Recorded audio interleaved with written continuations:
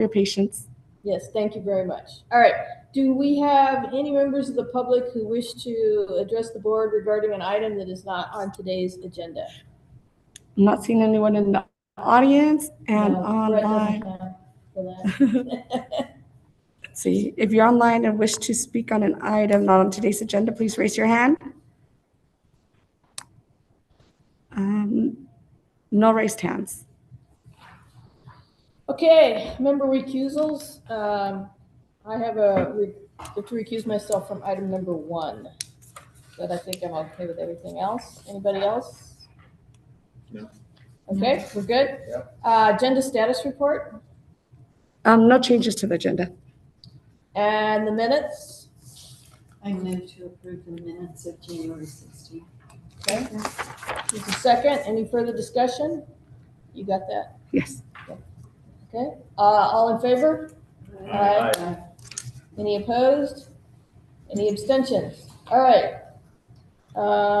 Member informal briefing, informational briefing. Item what?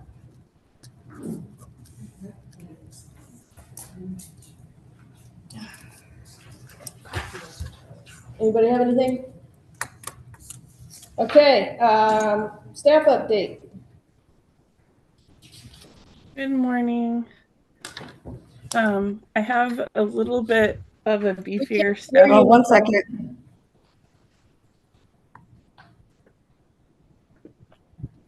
Second. All right, try again, Nicole. Can you hear me? Yep. Okay. I have a little bit more of a substantial update for you guys than normal today, but I'll try and keep it in a summary fashion. Our long range planning division recently took forward amendments to our land use and development code to the Board of Supervisors for a number of changes to the code, primarily to streamline the processing of residential projects. And those changes were approved by the Board of Supervisors and will be going into effect on February 26th of this month. And there's a whole host of changes, but there are some changes to design review that may be the most pertinent to you.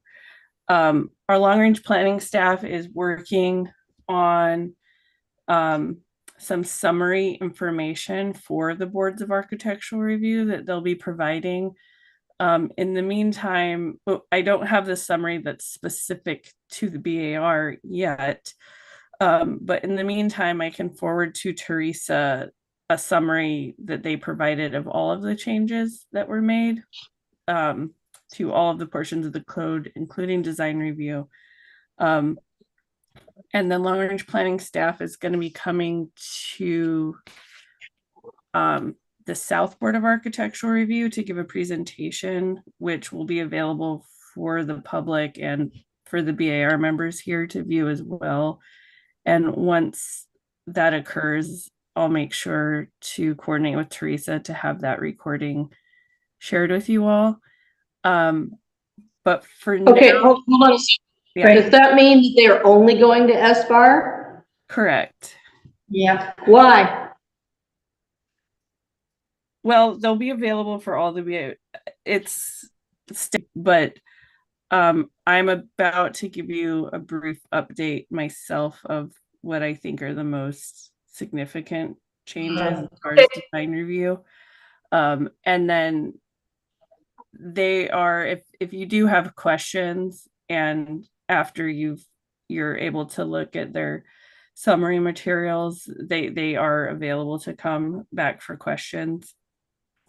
They're not extremely extensive changes to the design review process, but maybe I'll go through them, and then if we have immediate questions, those are things I can take back and make sure that they try and address when they do give their presentation to the SBAR.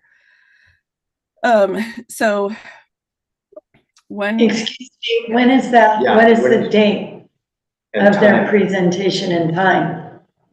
I will send that out to you. Okay. I think we'll Be solve the aware that problem. you could have a lot of people crashing that hearing. I will let them know. Yeah. So If they don't want to come and talk to us as a board, then we will probably show up, all of us, online to listen and ask Or in questions. person. Or in person, yeah, because some of us are going to be would be down there. So, okay. yeah, as far as county council, you guys need to take that into consideration. Yeah. Okay. I'm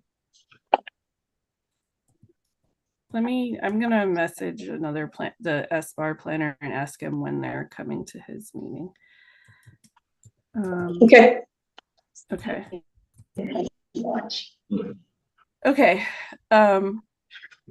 So I didn't mean to derail you, Nicole. I just wanted to put it out there that you could have a lot of people, individuals trying to, join either via Zoom or in person, and you guys could you most likely will wind up with a quorum from more than one BAR in that hearing.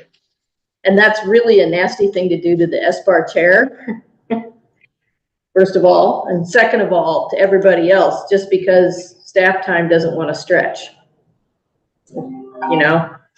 So just think about it, how you guys want to handle that. And yes, I very much appreciate you giving us a breakdown right now. So thank you. yeah, so they're going to be coming to SBAR on February 20th. So next week, next Friday. Okay.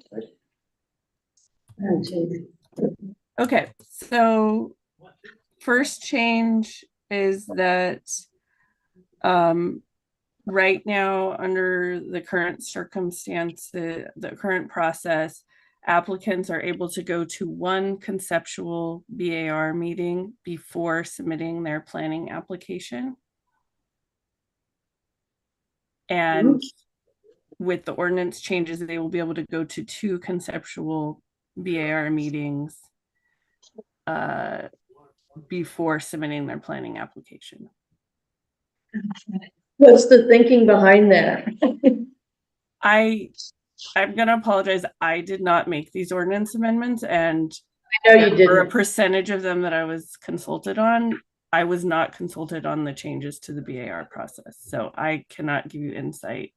Okay, well, I'm going to give you my immediate feedback, which is a lot of applicants. I feel first of all, I feel very strongly that the one free pass is a vital tool. It's underutilized, I think. But I think it's critical to the design process, and I wish people would make use of it more often.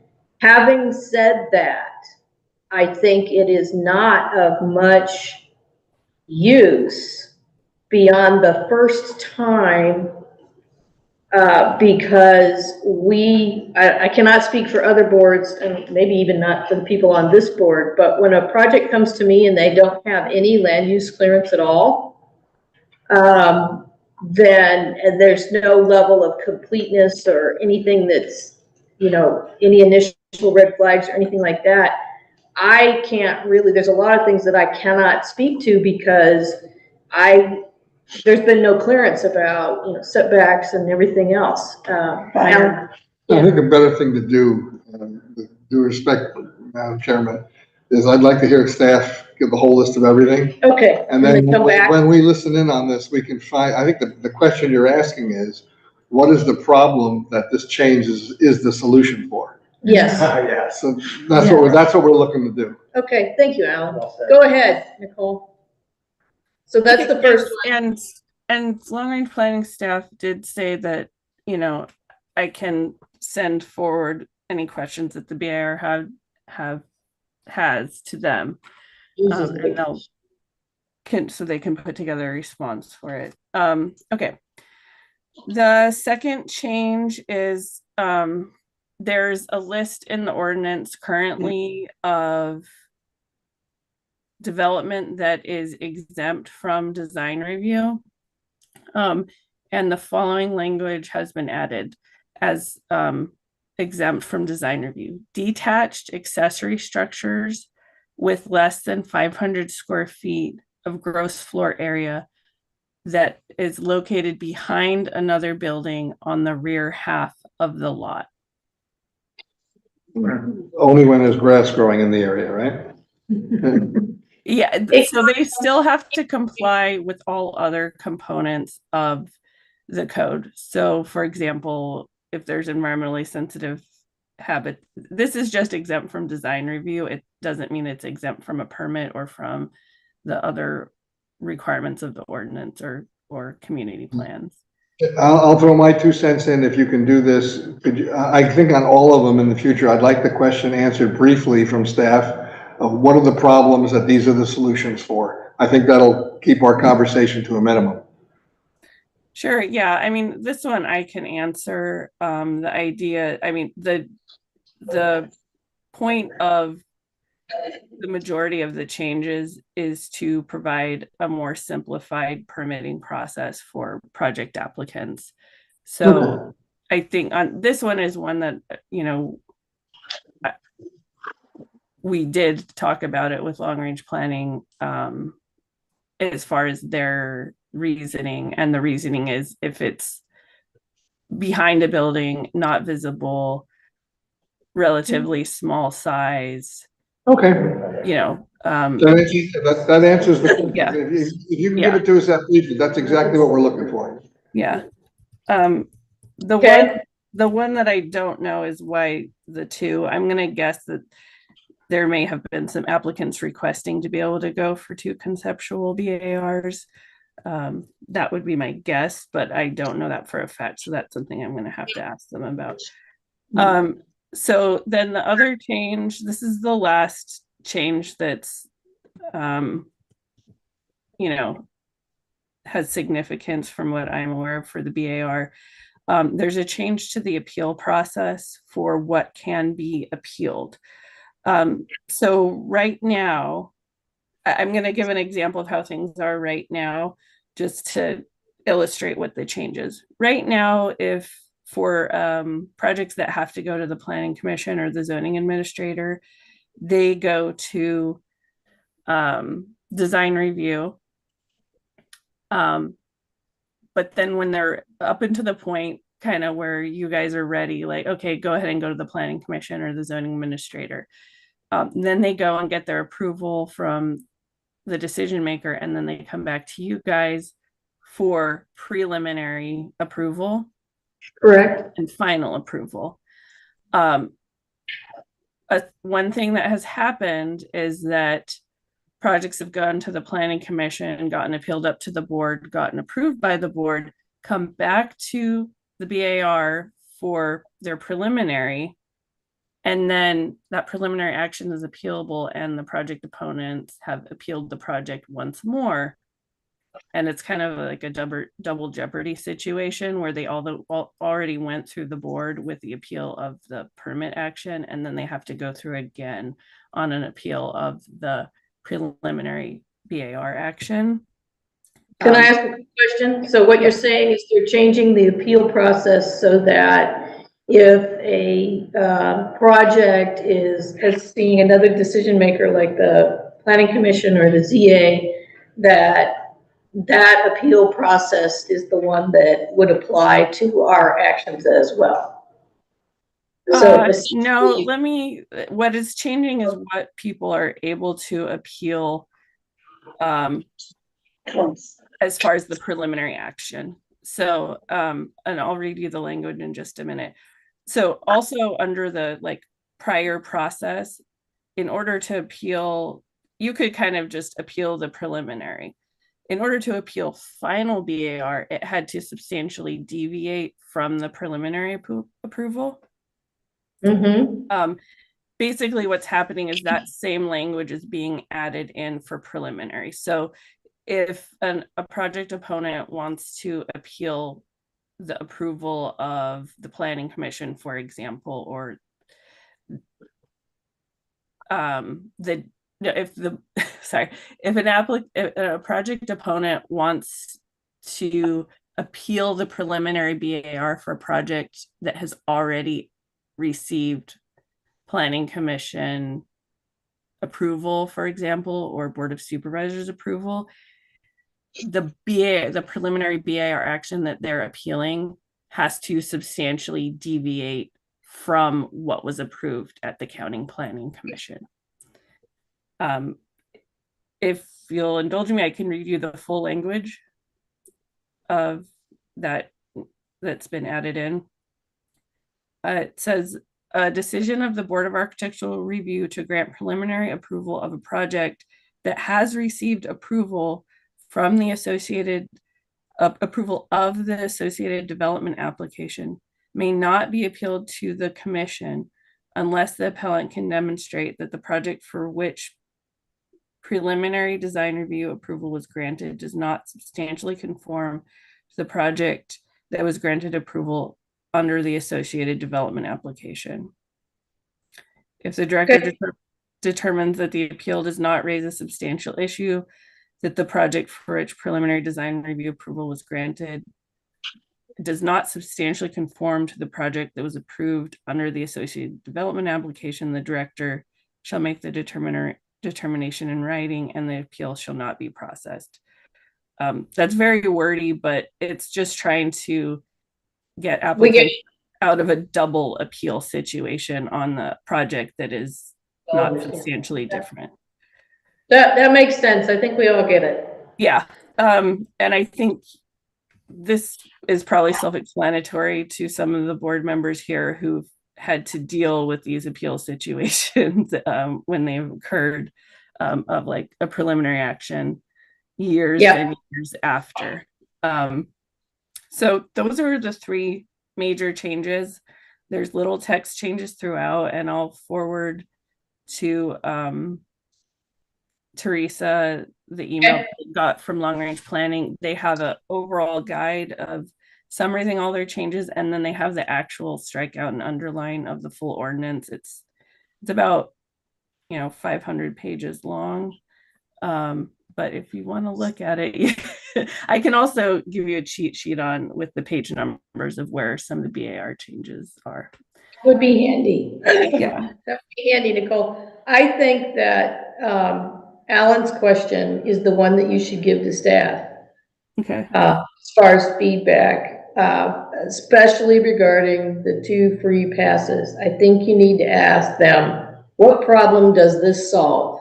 And if it's, we're short-staffed, that's not really a good answer, because the applicant is going to be supremely frustrated and we'll have fewer people making use of the free pass.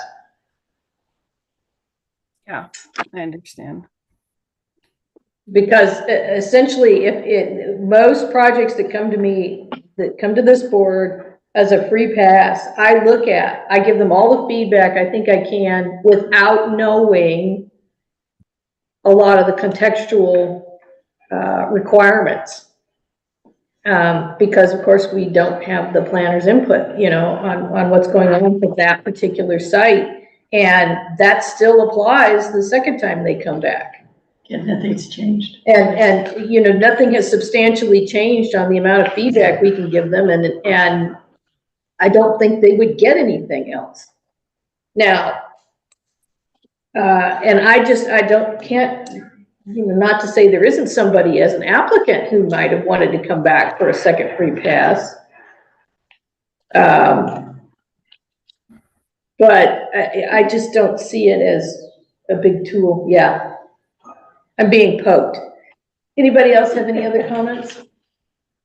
Send it over so we can read it. Yeah. Yeah, and then so the 2 things to tell staff are, what problem does this solve on the 2 free passes? And then the second thing is prepare the SBAR secretary and chair for the fact that they could get crashed by NBAR and CBAR members joining the meeting. And that has been something that county council wants to avoid at all costs in the past. Because if we have a quorum, it becomes an official meeting, and then it's a joint meeting, and it gets ugly. And please send us the link. And please send us the link. Thank you very much. Sounds good. Thank you. You know, I don't know how staff wants to handle it, but it'd be a good idea to think about it before the 20th, and let us know what staff decides, because if they decide to bring that presentation to SBAR or to CBAR and INBAR, then we wouldn't be going on the 20th, and it'd be helpful to know in advance. One of the ways that we have two or fewer people check into it. And I nominate you and somebody else. Let's see what staff comes back with first. And then, so I think that when you say send a link, are you saying to be a panelist? I think in this case. No. No, we don't want to be a panelist. I don't want to be a panelist. Just send us the link of where we can zoom in. Okay, got it. Okay. That's Do what, not do my microphone turned on. okay, sounds good. And great, thank you. Those are my updates for today, and thank you for your patience. Yeah, thank you. Thank you. Thank you. Thank you for struggling on with the interruptions. All right. Item number 1. Item number 1. 00104, Vega Commercial Kitchen, Buellton. The applicant here? He is online.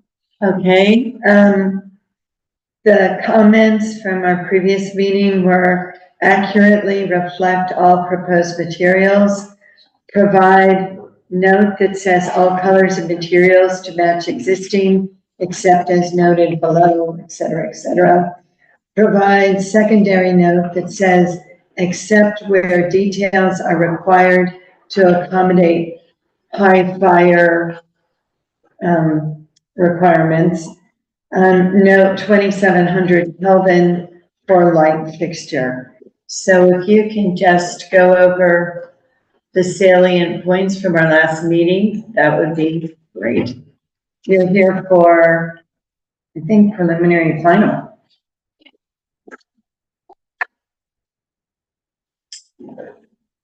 So are you available to present, applicant? It doesn't look like it normally does. Whoever is representing today, hello? Yeah, hi. Ben Woodall, my architect, is trying to get on. He was on as a guest, so I just forwarded him my link. So he needs a minute just to get on. Okay, Is it Benjamin? yeah, Benjamin Woodall. Oh, yeah. Okay, I just promoted him to panelist. Okay, Benjamin? You should be able to unmute yourself now. Ben? Hey, good morning. We can hear you now. Thank you. Good. Yeah, so we're back for final. It's a commercial kitchen related to the vineyard and the tasting room up at Vega Vineyards.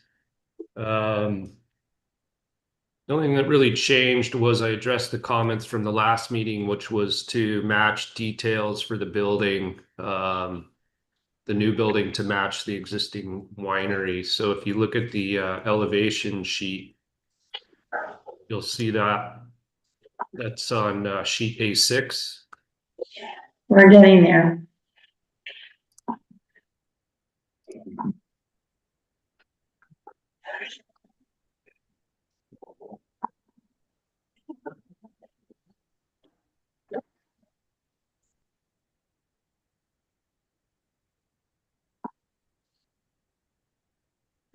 Okay, I believe we are on A6.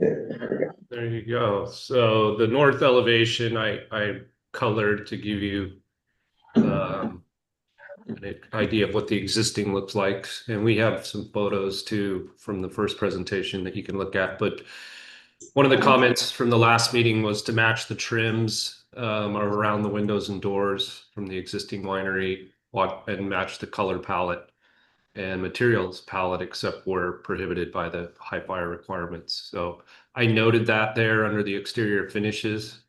And one of the other comments was the 2700 kelvins for the light fixture, which we have. And also the roof was, Shingle, yes. shingle before, now it's back to you. Now metal to match, correct.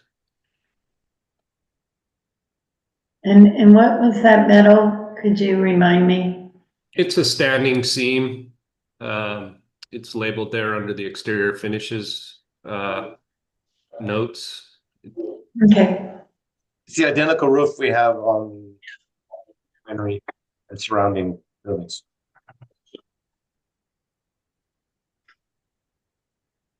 and can you just go through your other details? Yeah, there we go. Yeah, so there's the door and window, head jamb and sill details, and that's the profile of the trim that's there now. There's our roof overhang details. Those also match the existing winery. We got to use a hardy board and bat to meet high fire. So it's the existing winery is a board and bat, but it's not hardy. It's actually wood. But that would be the only substitute. And the existing winery is painted black.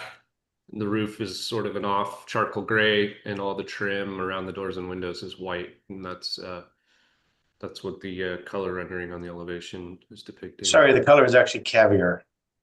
There you go, caviar. Caviar. Caviar. A very specific black. My wife picked it out. She always corrects me. I'm like, what? It's just slight Got black. it. She goes, no, it's caviar. A tinge of kind of bluey purple to it almost, which is in the right light. So many different blacks. Mm. I'm not that familiar with caviar, Caviar. so I believe you. And this is just the collated construction document set. It's got all the other disciplines in there. So mechanical, electrical, plumbing, grading. So we're ready to go in for building plan check. Are there any questions from the board? Mhm. No. Hearing none, we'll move to public comment. Are there any members of the public who would wish to comment on this project? Let's see, if you're online and wish to speak on this item, please raise your hand. Not seeing a raised hand and no one in the audience, no public comment. Any further comments from the board? Did we find where it's listed, the lighting's listed? Can you see that already? Yes. Okay. It's on there. Just wanted to make sure. Would someone like to entertain a motion? I'll entertain it. Move it on along. Is that official? Be a bit more specific To approve as shown here.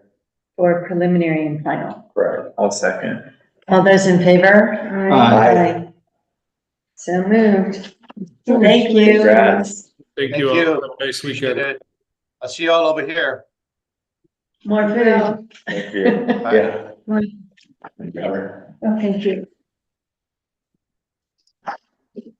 So we'll move on to item number 2, which is 00111, the residential addition from Pine Crest. And this is also here for preliminary and final.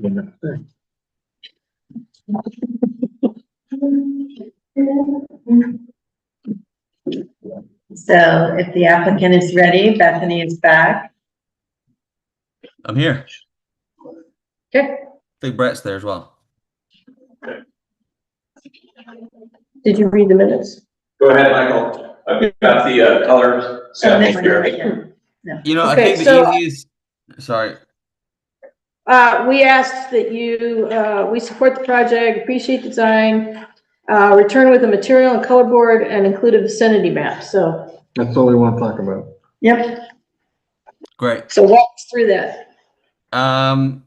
I guess if you want to talk vicinity map first, that's the less interesting side. Sure.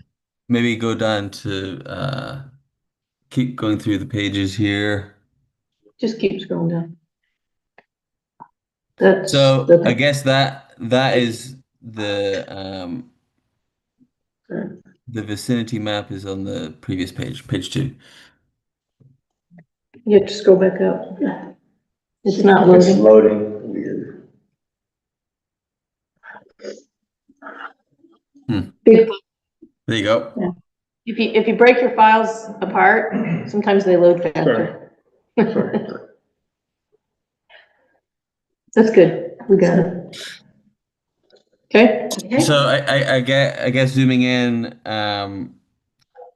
what specific points on the vicinity map do we want to talk about? I know that was a request to include it, but I guess to just contextually see where the site is located and in its surroundings with its neighbors. Yep. What you can see is a very large parcel. I can't remember the exact size. It's on there somewhere. I think it's like Yeah, 20. 20 acres. So it sits on top of a bluff. So it's way high up from the elevation from the street. So we're really kind of perched on a high elevation.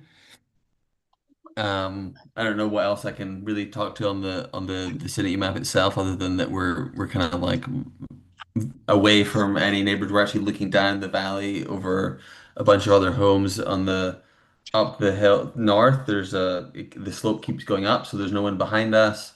So this property sits on a flat pad, about smack bang in the middle of this large parcel. Okay.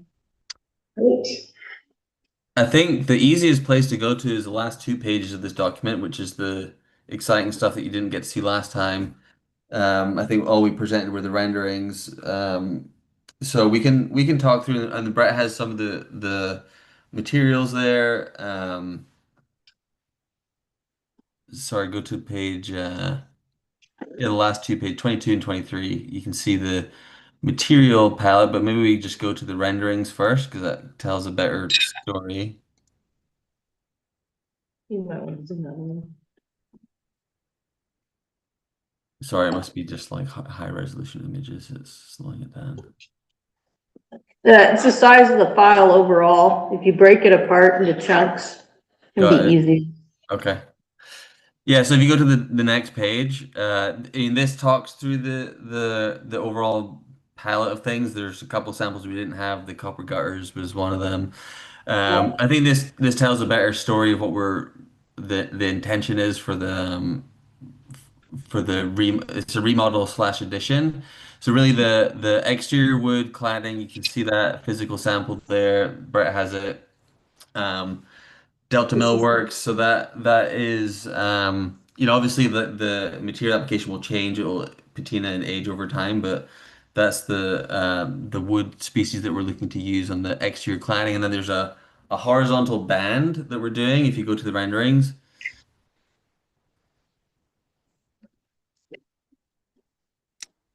That kind of breaks up the floor plates, and there's an existing kind of detail of the home that has that band. So we just wanted to really break up the plane, so that horizontal band would be a darker stain. The control sample there isn't exact. I think what we need to do is kind of like just take the existing wood the wood cladding that we have, the Delta Millworks product, and then do something very similar but darker to kind of emphasize that horizontal banding.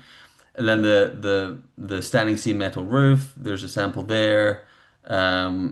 We actually didn't get the exact sample, but we show it in the previous slide the exact color we want to do. It's not like a really dark. It's kind of a 50%, 60% gray.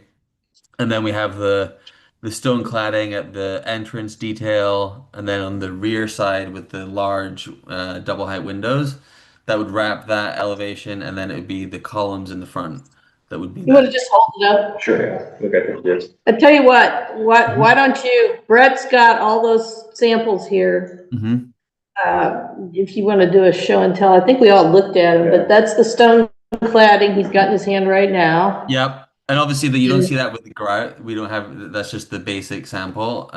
Without the grout, so it's kind of, you have to use your imagination a little bit. Got it. And then the wood. Doesn't look like we have a gutter sample. We don't have a gutter sample, unfortunately, and as we all know, that's fine. It's got your windows. Go ahead and show that. It's heavy. Yep, the windows are heavy. And then, the two, you With got your siding sidings. and roof detail. And then the three metal pieces, and these are, There's the front door, which is noted, so that would be a solid metal door, and then okay.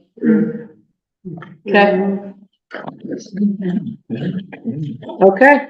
All For right, some reason, it's getting down. what? Okay. Okay.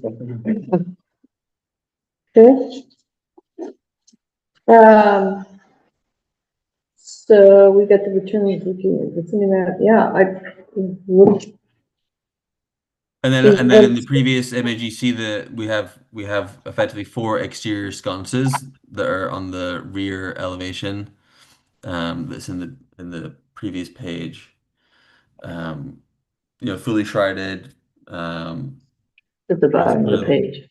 Can't see it. Yeah, you can see it on the page, and then another metal sample was for the railings that we were planning to do. Yeah.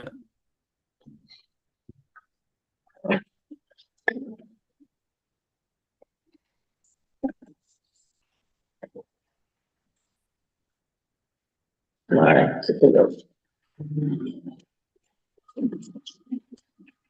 All right, and then if you don't do this mouse, move the little bar down so you can see the bottom.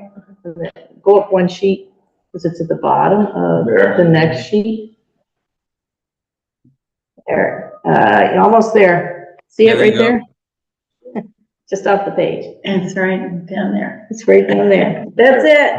There she is. Okay, fine. Can you scroll up and let's go through the whole, just go up one at a time?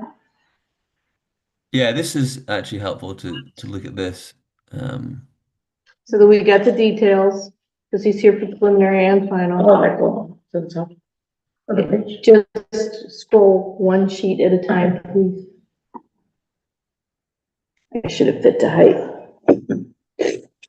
Have a look at that. Yeah, click on that and do fit to height. Well, these are the standard fire details, and we have specific details on for the eyebrow detail on sheet. It's on page 20.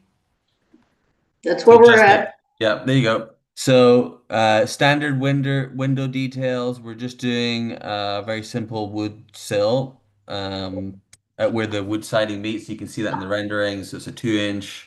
It zoomed in, anybody needs to zoom in? No. Okay, next. I got it. Okay. And these are just standard wall details. These are, this is a set that we're getting ready to And, make. whoa. Wait here for a second. Go back. Yeah. And where are your light fixtures? This is the garage, so it's going to be on the south elevation on the main house. So there's no light fixtures on the garage? I don't think we're really like minimizing the amount of. I don't think we're doing any there, but Okay. yeah, we're not doing any on the garage. Okay. Up. In the flashlight. Keep going. Look for critters.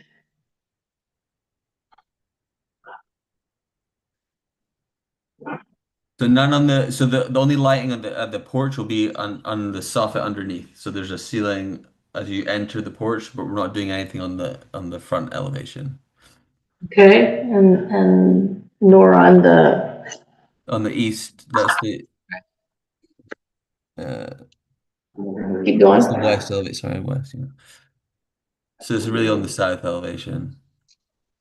Okay. Next one. Okay.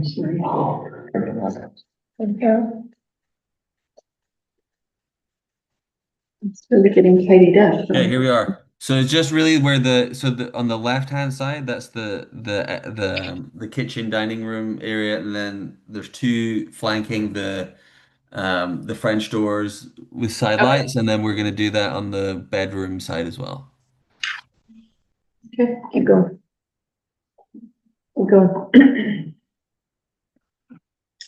Keep going. Oh, this last time.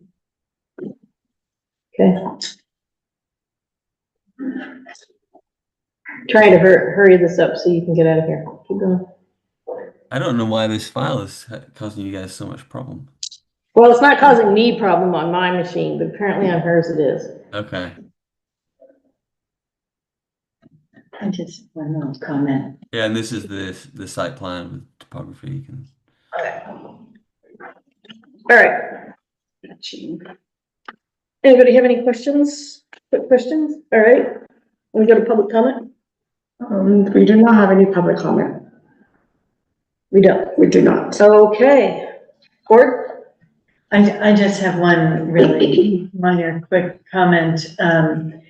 I think you've done an excellent job renovating this project and cleaning it up. My only comment is that the application of the stone in some of the areas, it looks a little narrow, and just find a really good craftsman, because that makes the difference between looking like a true stone pillar or treatment versus the kind of thing you see in suburban Texas that just looks like a bunch of veneer slapped on a skinny thing in the corners, or just completely cannot be believed. So just pay attention to that little detail, but otherwise I think it's a really good project. Thank you. Okay. I'd like to make a condition to the approval. So, first of all, does anybody else have any other comments? No problem.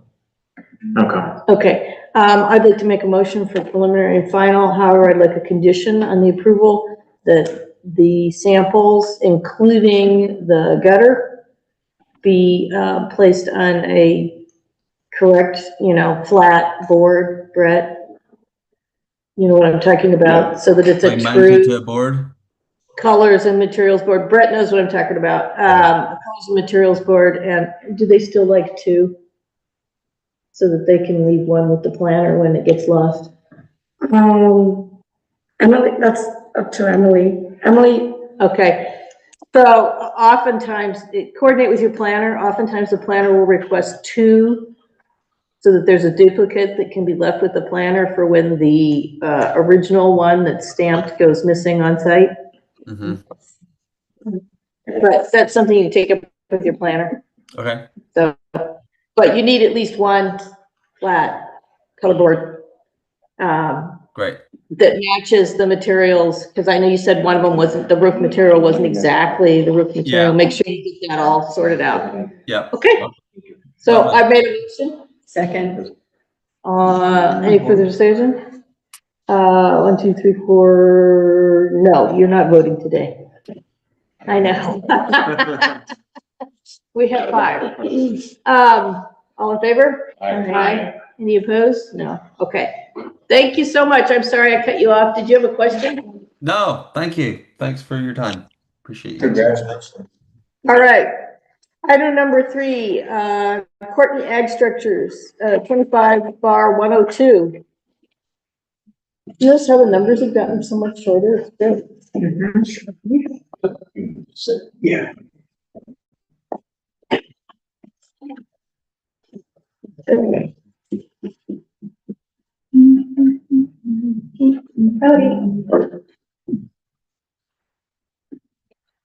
Okay, while she's pulling them up, provide a lighting plan, study earth tones for the color scheme, try to avoid lighter colors.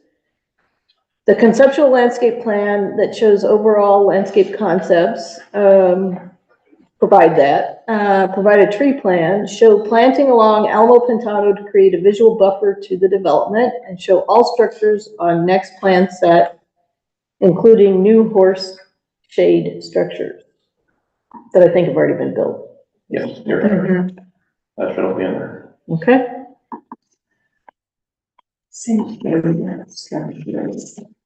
I wrote that. several times. No, thank you.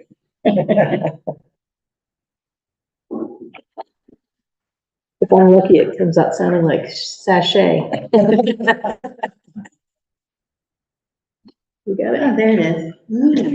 I'm done. Interesting.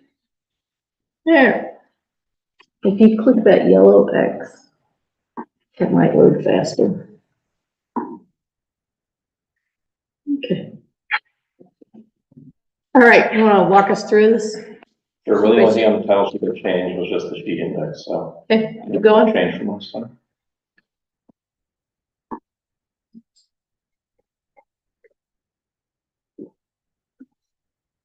That's our context.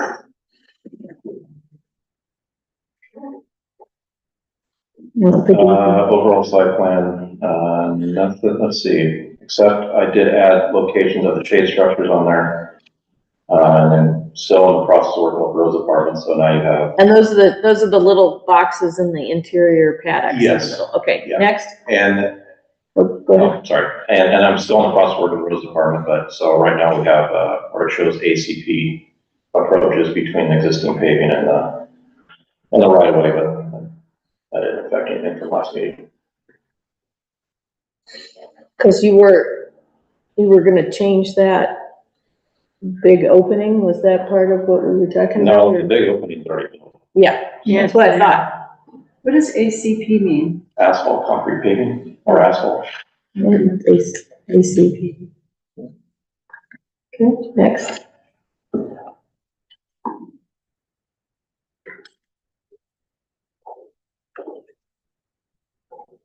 Total graph map, no change. Yep. Don't-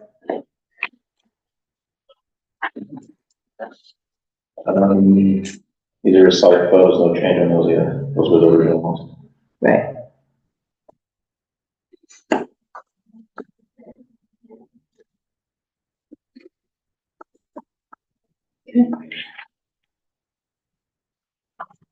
Same. There's just not those look right. Yeah, I think these are the same ones we had last time, so. Can you see the house from the street?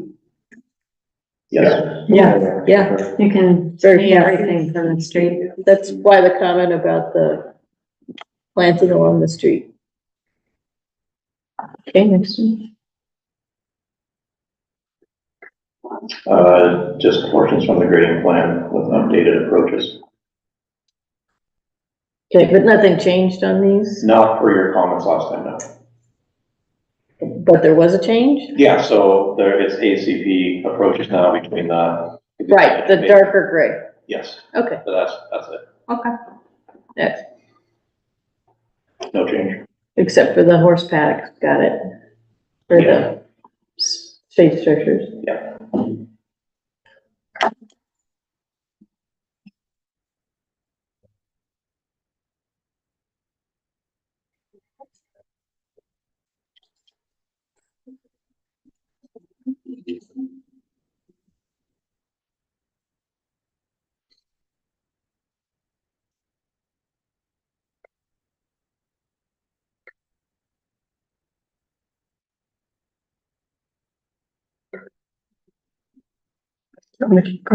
No.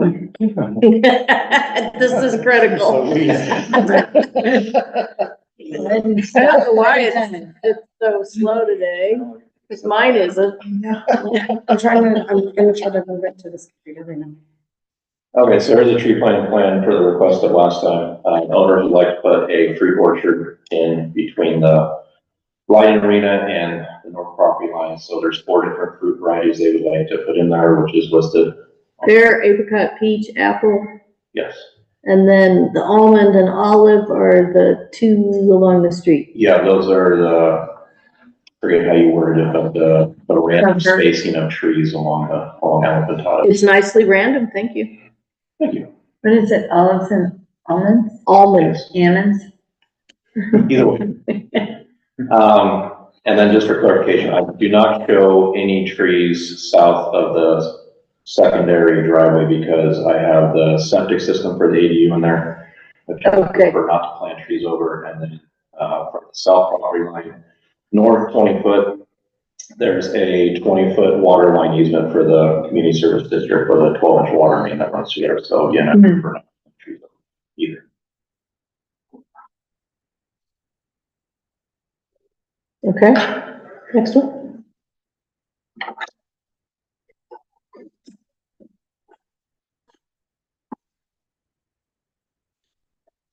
Here is as-built of the main driveway. I don't know the technical term for the two posts with a beam across, but that's what's currently there now. Range gate. Well, this, I don't know if it's not the term, tree crossbar, that's maybe what I called it. Yeah. So yeah, that's all as-built, that's the scale and what's actually there now, and then on either side of that is gonna be a gabion wall with sandstone rock. Inside of that, the picture of the gate is the actual gate that's there now. So the rusted metal with reclaimed hardwood. So at the bottom, that's the gabion sections. Yeah, I gave you wall profiles on either side. And how far does the gabion go? Like linear feet. Yeah. I don't know, you'd have to look at the. Well, are those 8 foot on center posts? Yes. 9, 9 times 8, 72 feet. The gabion, how tall are they? There's a dimension there if you zoom in, so. 5 foot 11. Probably 5. Yeah, that's at the gate, and then it steps down a little bit. So it's this, almost a 6 foot tall gabion wall. Gabion wall. Yeah, 5.5 to 6 foot. So the gate is 6 foot tall? Yes. Wow. It doesn't look it in the picture. Okay. It's a big opening, that's a 25 or 26 foot opening. No, I was talking about the close-up of the leaf. I'm looking at the eye level, but yeah, I guess that's okay. Whatever. Next.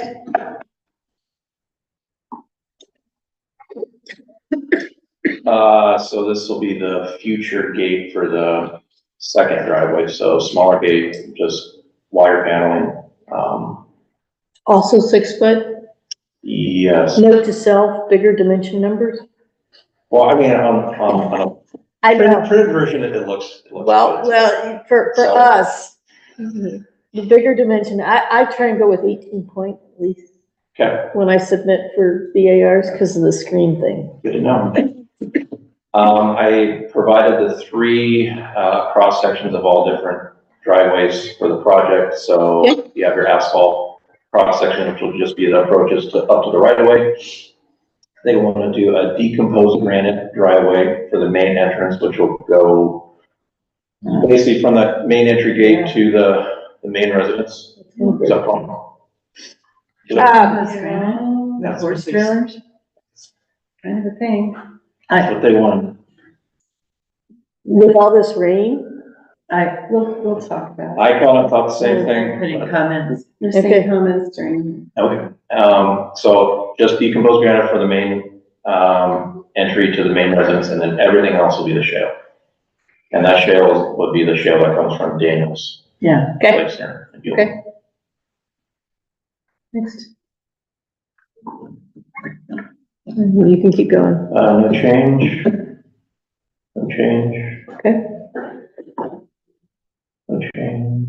keep going. Yeah. Let's stop on the elevation and get to it. Yeah. Okay, so provided references to the finishes, which is to come, and then I also gave you exterior light locations as well. Yep. So, just 2 on the south elevation? I think south, yes. And then, so you can't tell from this view, but that's where the covered porch is, so there's downlight fixtures as well, which you'll see on the next page. Okay, next page. Under the porch, yeah. And then there's the picture over the 2 big doors and 1 pedestrian door. Yes, Okay, and then the ones on the east elevation in the rear, that's by which door? east elevation.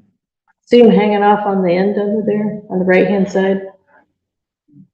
Down, Yeah. Down. Oh. right there. It's gooseneck. Yeah. Gooseneck. Is Think that, of previous page? May have removed those on the previous page. I think you did. Yeah, because they Okay, didn't line up well, so, so, and we don't really need them, because that's. okay, so Good catch. so there's an extraneous light fixture on the east elevation on what would be the non-porch side or the right-hand side of the east elevation, Nicole. That light fixture is not there. Yes. It's for her minutes so that she can record the fact that you confirm that that fixture is not being proposed. Perfect. Okay? Next.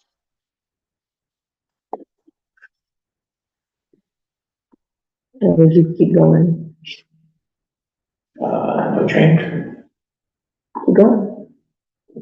And there are electrical plans at the end, which will show plan view of all the lights, so It's not on the that is. elevations. Okay, So this is the other ag barn, so. right, Just one light fixture above as you walk in the main. right. And then, And then there'll be a light near the exterior man doors. oh, so, And then a finished notes. go down. So we're missing a light fixture on one of these ends. No, I don't think you'd see it because of the roof overhang. Okay, so it's hidden up in the roof? I believe so. I can check that though. Let me just look real quick. No, I think you'd see it. I think you'd see it just barely. If you go up one, real quick. I'm just being picky, but Sure. I think if you look at the bottom, they just peek below the E. Okay, I'll check So, that. but not, that's okay. For now, that's okay. I'm a little type A. Okay, so there would, those would be right on that end, and then you've got the ones on the doors. Yes. So you would see the ones in the doors on this elevation. You'd see them on the side, Okay. so you might want to add those. So on his, Nicole, on the north and south barn elevations, he needs to add the pedestrian light fixtures that are on the edges. There'd be one on each side, on each elevation. Right? Yes. Okay, Yep. make sure I'm getting the elevation. All right, keep going. Got it. Thanks, Nicole. No change. Okay. And of course, there's no lighting on this one. Keep No going. lighting on. Keep going. I just added finished notes, but Okay. no change. Okay. So here's one of two as-built shade structures of what's there today. Okay. So that would be the northerly one, And then are you using the same metal roofing elsewhere, or is it just on this brick? just those. Okay, And that roofing, that's actually what they use, and that's what's actually currently installed. gotcha. Thank you. Next. Oh, I think you stage one. That's the plan. Yeah. Yeah. And then that's the other structure. Right? So this one, that's the still the north. I don't understand one, I think. A17 and 18 look very similar. Yeah, Well, so they're basically the same except the position of the crown post. Oh, so it is, okay, so that is You correct. got it. Okay, keep going. So basically the mirror image, it just only difference is the position of the crown around it. Gotcha. So here's your door and window finish schedule. This was added. And then your actual finishes to the outside. Okay. Well, go back to the finishes. You want to walk us through these? So it's charcoal gray asphalt shingles they want, black fascia, black gutters. The exterior paint color is, is there a way to zoom in on that a little bit?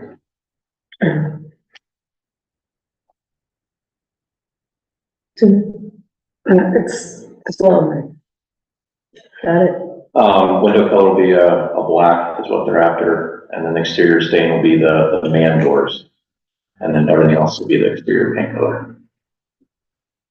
And then the hardy panel color, that's just the texture, just for reference, that's not the actual color, and then That would be the exterior, right?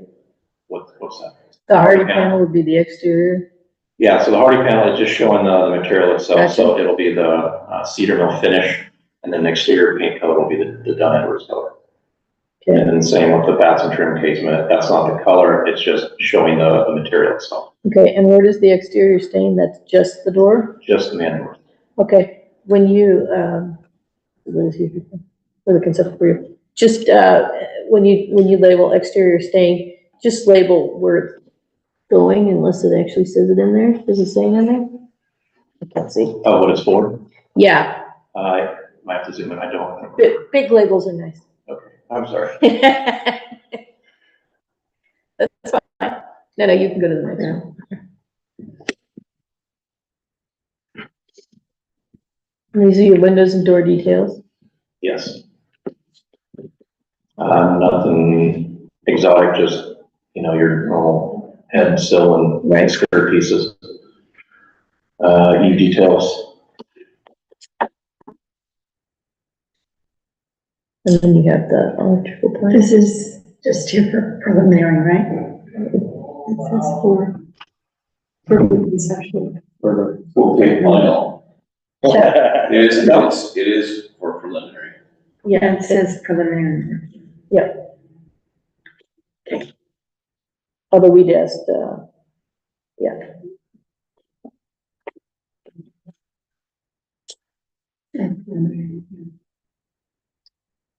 Okay. This is the lighting plan. So, when it loads. Our paintings would go much faster with the faster graphic. You know, just in the county's defense, I've had times when we were running it on mine. This is a super fast computer, and there are just some days where it does not want to load. It's Acrobat, it's not the computer. Yeah. If you have Bluebeam. And what happens is it's fine, it'll be fine, I can flip through and boop, boop, boop, boop, boop, and as soon as I hook into the meeting. Molasses. Those trees again. Yeah.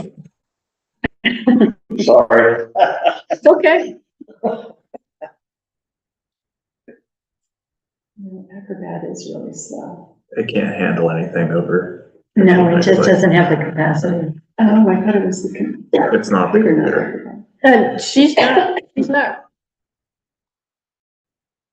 I'm gonna do it for my, I'm gonna switch it. yeah. Sorry, because this one's loaded just fine. Oh dear. Oh, it's my computer, it's just freaking out. I mean, just to say that quick. Yep.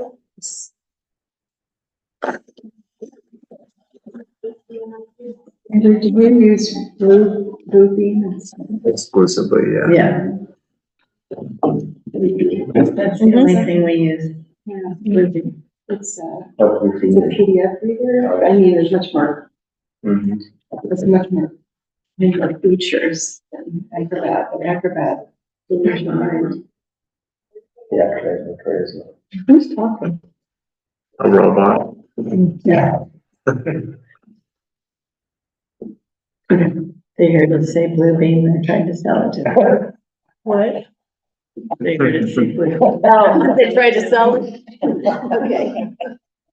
So this is just a electrical site plan, just so you guys can see where the new lighting will go in relation to the property itself. Yep.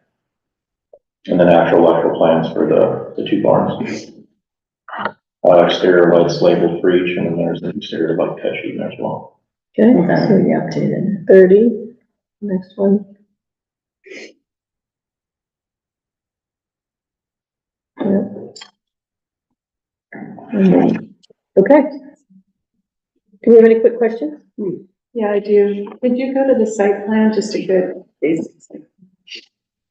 You want the trees? Right. Well, Is it on Blue Ridge? Yeah. Yeah. I have the green too. Oh, you do? Oh. Maybe next time. There we go. There we go. So this one?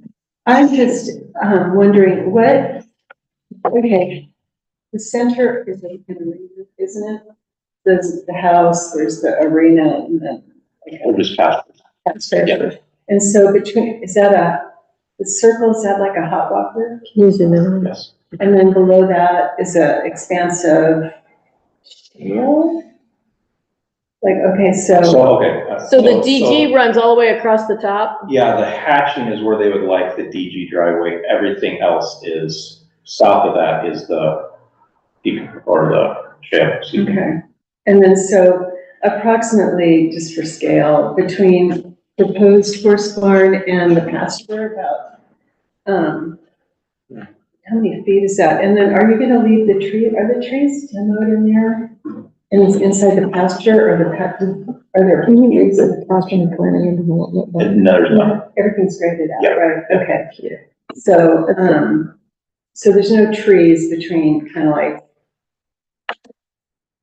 I guess that driveway and the proposed house. There's no planting, right? Which area? So, Sorry. the house kind of complex, and Okay, then there's the driveway, I guess, to the west. the east side of the pastures. Then the pastures, and then the,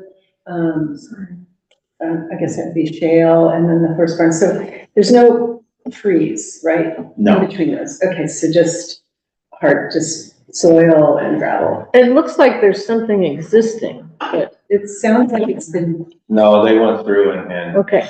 Demo got rid of everything. a lot of the old fruit trees over there were no good, so they went through and cleaned it all up.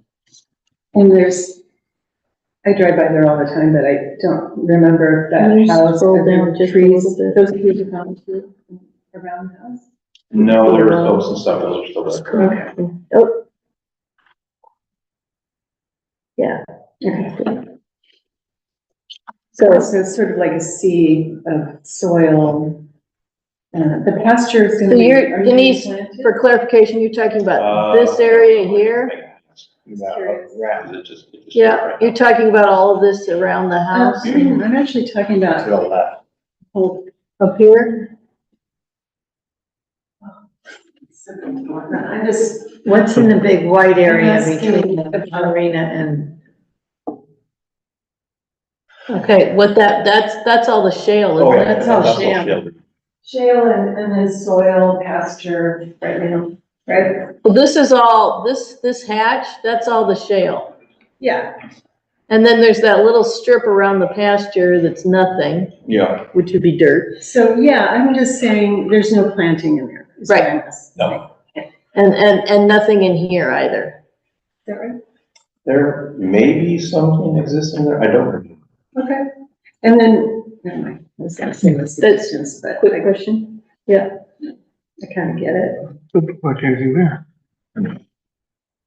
That's it. Any other questions?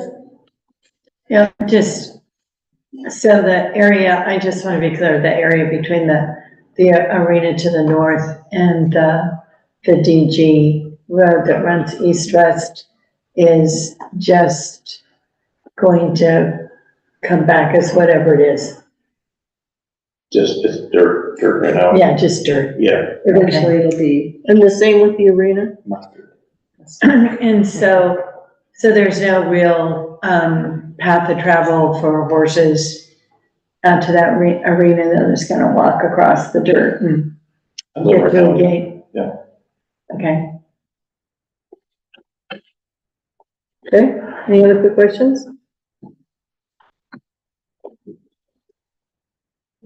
Okay, public comment?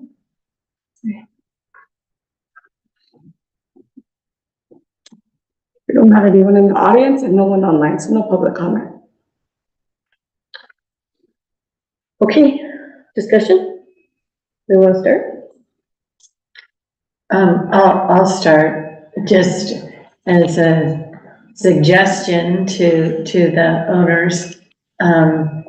And I think decomposed granite is a term that is misused a lot. I found that, the ability for decomposed granite to withstand any kind of heavy truck or trailer traffic is non-existent. Even light Yeah. vehicle traffic. And so I would strongly encourage them to select another material or stick with shale. And then also just as a horse operation, the amount of dust, you know, gets pretty windy through there. To have all of these unresolved areas of landscape, well, just unresolved areas, I think is doing a disservice to what the final actual working environment will be for the people using this facility. It'll be pretty hot and dusty. So that's, and to say nothing of just, without dealing with these areas, you're just gonna have fields and fields of foxtails, thistle and mustard. And they're just creating Because the battles seed for are already themselves there. that's not necessary. And those are my only comments. Okay. I would like to see some photo sims from Alamo Pantano, given the sensitive nature of that entire corridor. And what that would possibly look like. That would be my comment. Yeah. I'm sorry, do what? Photo sims, which is basically a schematic with the trees and fence. If you're driving past it, what's it gonna look like? So to do that. We'll come back to that. Okay. Just adding on to what Puck was talking about, the experience of being there with horses and wind and heat is, I believe, going to be a very unpleasant experience. And I think this is an important corridor, so viewing into that site with that reflected heat, could really benefit from some well-placed trees to catch the wind and provide some shade and mitigate a little bit of the dust. So, okay, so last time it was just put trees along Alpentado, now we want trees throughout. Let me finish my comments and I'll come back to you and we'll explain what's going on. Okay. Yeah? Andrew? No additional comments. Okay, so, just amongst ourselves here, I really don't need to see I mean, I can read the plans, I can see what's going on, I don't need a photo sim at this point, personally. But, I would much rather see, some effort put into addressing the big question, which is your circulation to and from your arena. What are you gonna do? You know, landscaping doesn't mean trees solely. So yes, you've got septic out behind the ADU and everything, but you can plant some other things in there. You can plant some shrubs and some other things that starts to break up that. You can put them, you can put masses of them along in that right of way. There are some other ways to start to soften and break up that whole thing without creating a linear attitude. I concur with Denise. I very much think you need some trees on the interior. It's up to you. I mean, that house is just gonna, I mean, the wind's going this way and it's just gonna get soaked in dust. And sun. And sun, and it's not gonna be comfortable at all. You know, a tree out behind the ADU would be nice too. Can I just make a quick comment?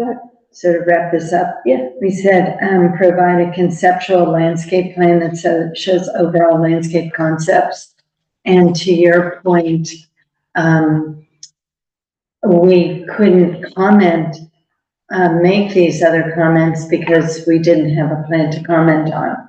And so if this is the landscape plan, we are now making comments about it. And we see some trees along Alamo Pintado. but this plan does not, provide any actual landscape concepts as they're typically defined. So I just leave it at that. I think it's up to the applicant's design team to come up with a plan, and we've addressed some environmental concerns, and I'd like to see them come back with a actual landscape concept plan.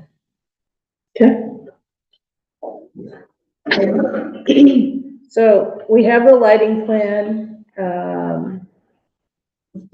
We had no problems with the materials and colors. No. Or the overall layout, yeah. the structures. And you added the horse shade structures. I think the only thing that's missing is your landscape plan. Now, are we comfortable with moving forward with a preliminary approval today, or what do you want to do?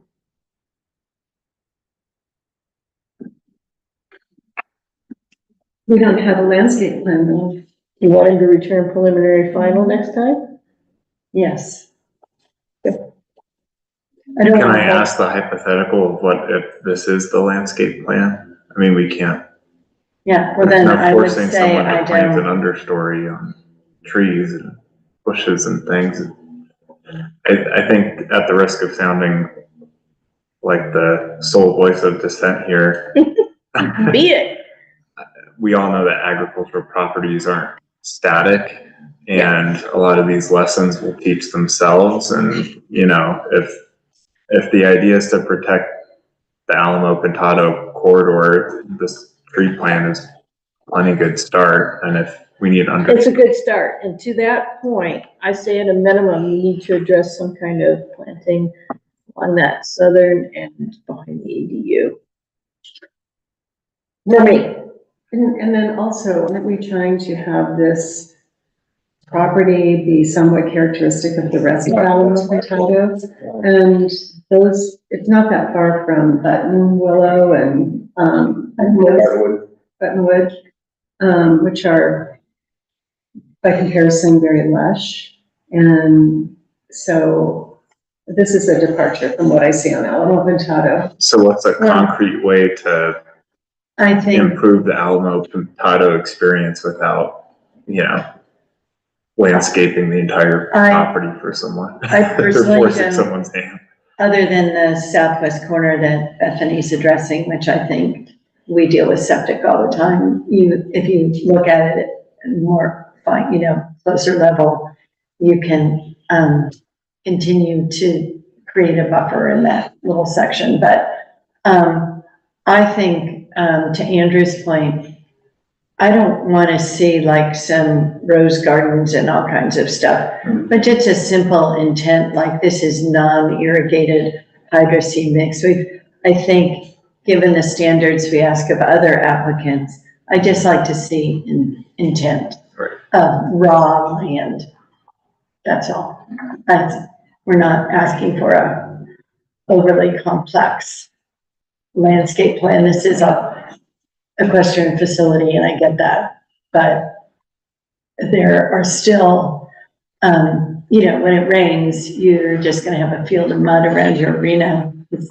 And how? And I think our service here is also sort of educational, that we provide input based on experience with similar projects. So not trying to be onerous about this, but I do think a very simple plan and come back for preliminary final, it's not really holding you up.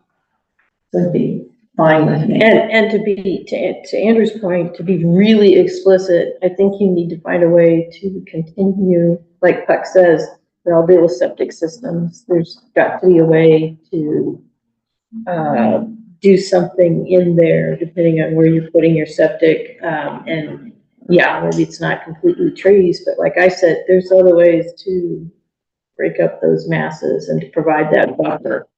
Trees are great because they have the height, and that will help with some of the dust and other things from off-site. But for just a visual screening, you could definitely get some trees in that corner and some other planting, and then extend it maybe all the way as far over as, what is that structure? Is that the pole barn? In the south there? What structure? Sorry. The light gray one?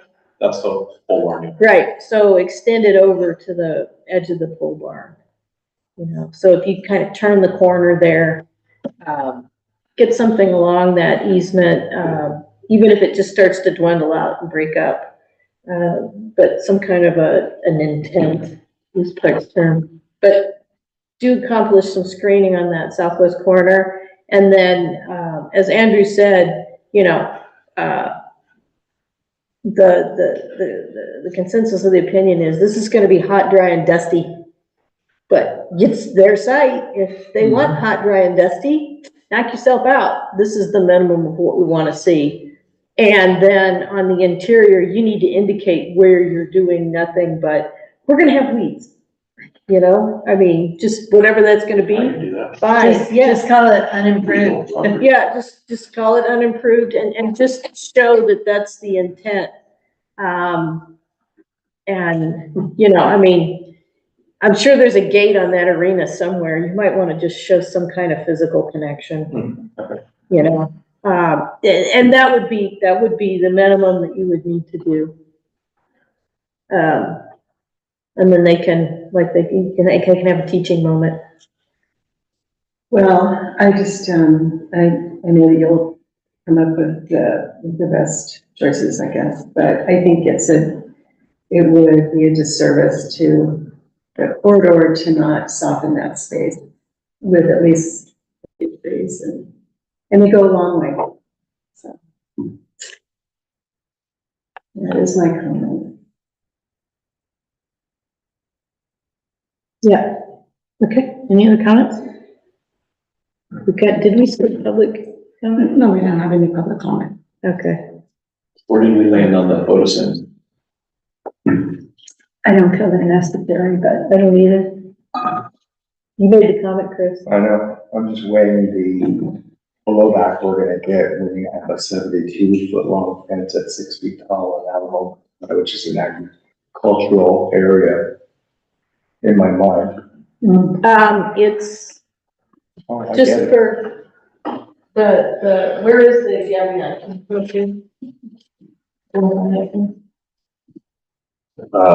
Kate's right here, so the first one goes from there to there, the second one goes from there to here.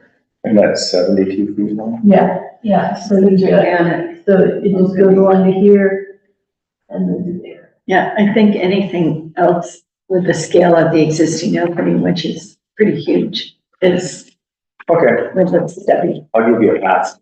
Thanks. Okay? Yeah, it was flat along the road. Well, that's was my initial feeling, but Yeah, it's still an enormous opening. it's gigantic. Yeah, but, okay, so, so those are the comments. So, yeah, I think you should take every opportunity you can to address essentially that southwest corner, at least as far back, and then the south property edge. You know, without being too linear, you know, back to about the start of that pole barn and, show us our connection. And, you know, even if you just dotted a few trees on the interior, that would help it. Do I need to show landscaping in the water line easement? Or can I? What's your stance on that? Where's the water line? It's right in the middle of the easement. Yeah, I would be on either edge of it. So I would do a little bit here and there, and I'd start in the corner and then just break it up as we go along. So it starts to break it down, kind of.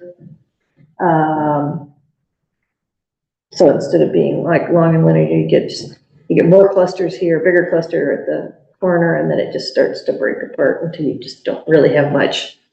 I mean, given the spacing that you've already got on there, we're talking about like 6 little trees. Yeah, you're not talking about a lot, and you could keep, gallons. you could continue to use the trees, or you could use a shrub, introduce a shrub as kind of an understory. It's up to you as far as that Lavender's goes. fine. But, Lavender's fine. it's not much of a shrub. I don't think we need to design it right No. now. I think that's up to you.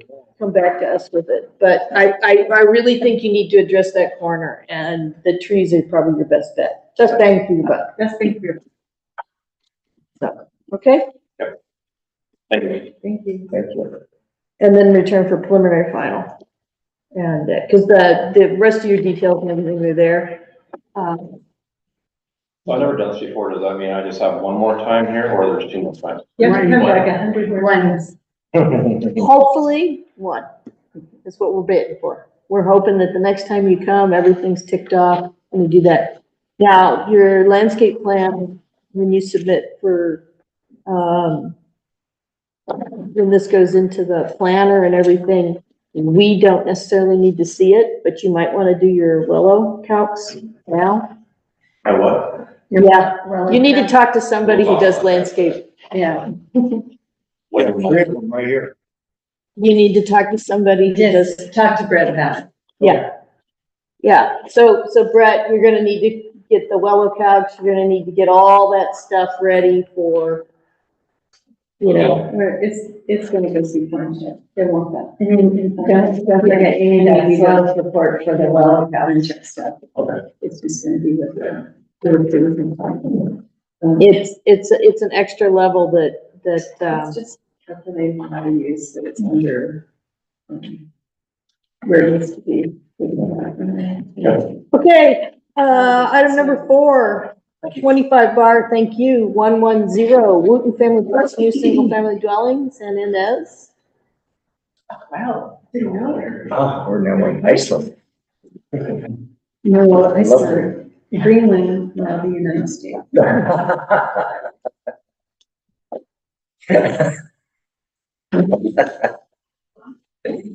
Keep on laughing. Sorry.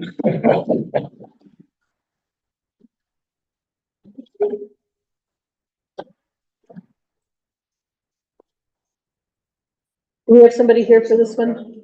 Yes, I'm here online. Oh, perfect. I'm gonna go ahead and read, the comments while she pulls up the plans.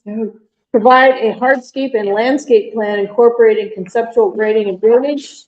Provide the vicinity map, provide a color and materials board. Update the building elevations to properly show context of the house with the topography of the site. Show any cut or fill if proposed. Provide a lighting plan that includes proposed lighting on the elevations. Return for further conceptual review. Okay. So, you have the packet that the planner submitted. Yes. Yeah. I just didn't see it on my screen. That's why I just wanted to make sure. Just a second. There you go.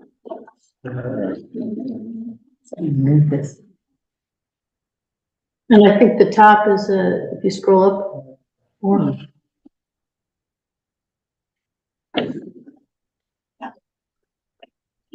So that, this because it was submitted all as one PDF, it's gonna read really weird.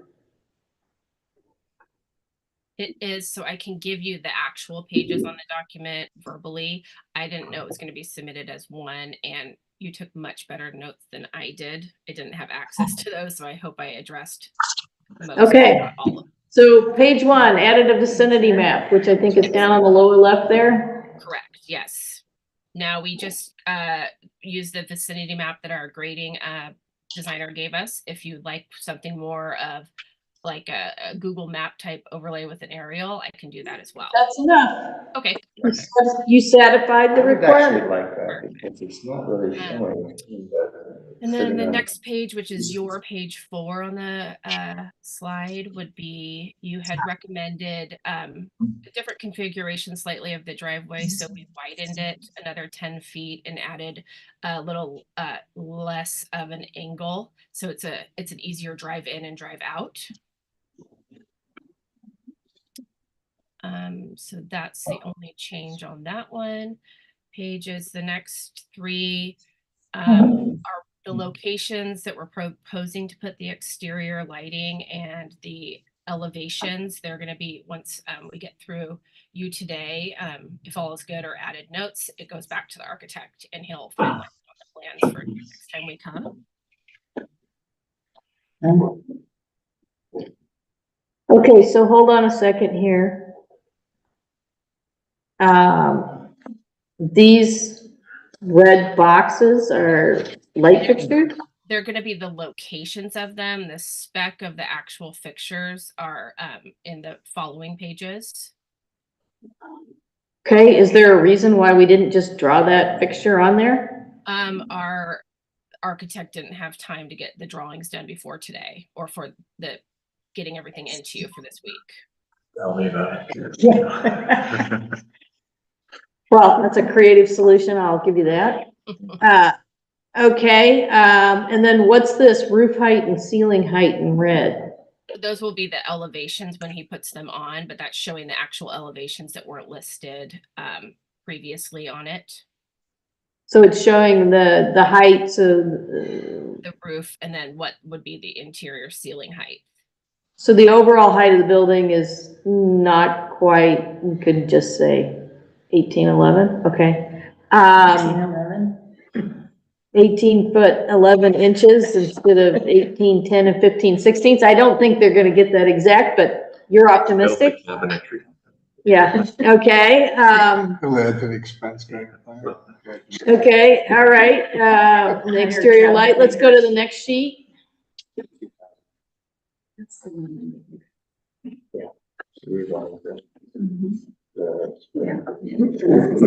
This one, yep. So we've got two more lights and then one more light on the bottom and the back. Okay, keep going. Wow, that got small. No, I don't know how it worked out like that.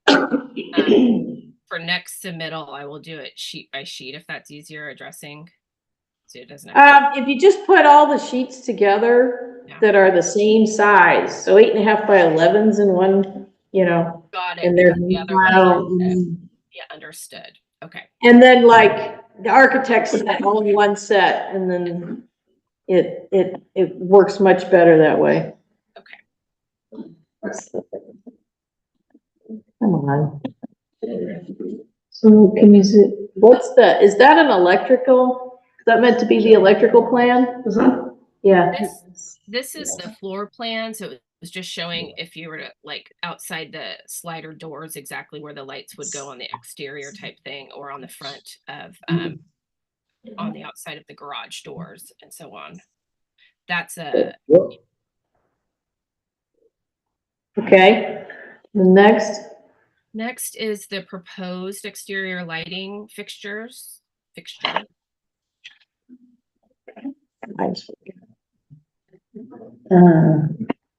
that's not gonna fly? Yeah, that's not dark sky compliant.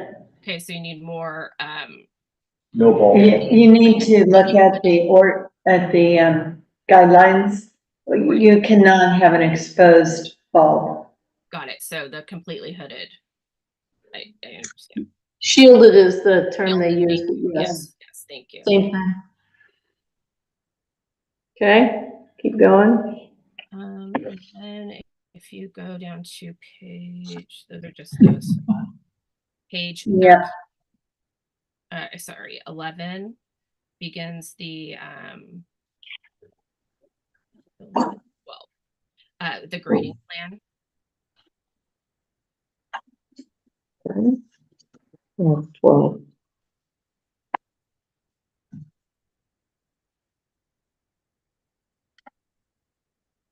It's up on top. Oh, joy. Oh,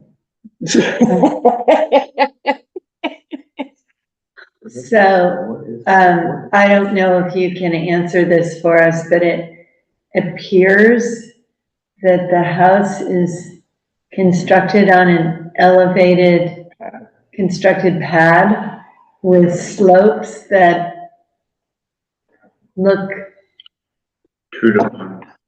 2 to 1. There, so I do know sloping is 2 to 1. So if you go to page 14, I believe that's where he shows, because this was per the soils report for the amount of compact or compacted dirt that has to go in. The soils report called for at least a 2 to 1 slope, and that is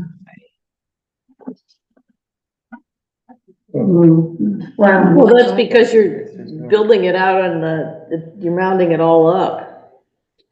Don't want to go back?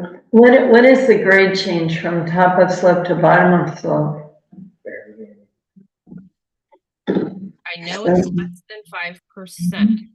It would, I should have had the grading engineer here. I didn't realize there was going to be this question. This is 6 feet. It's 6 feet? Oh, okay. 8 in the back. 8 in the back. So in 16 feet, it's dropping 18. I mean, dropping 8. Mm-hmm. That's a big slope.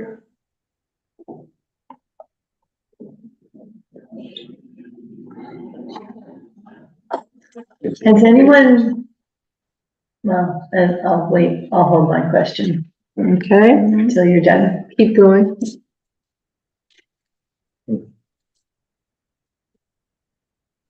Yeah, that's telling. All right. And then the next is the planting plan. Keep going.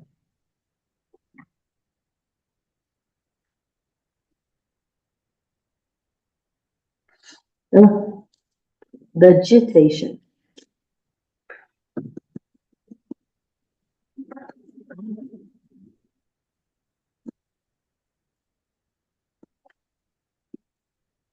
Farm consumption, right? Further consumption. Further. Yeah. I'm looking at this. What is vegetation? There's a house up there. Stuff Or like a shrub, it should say like a shrub type of thing, I believe.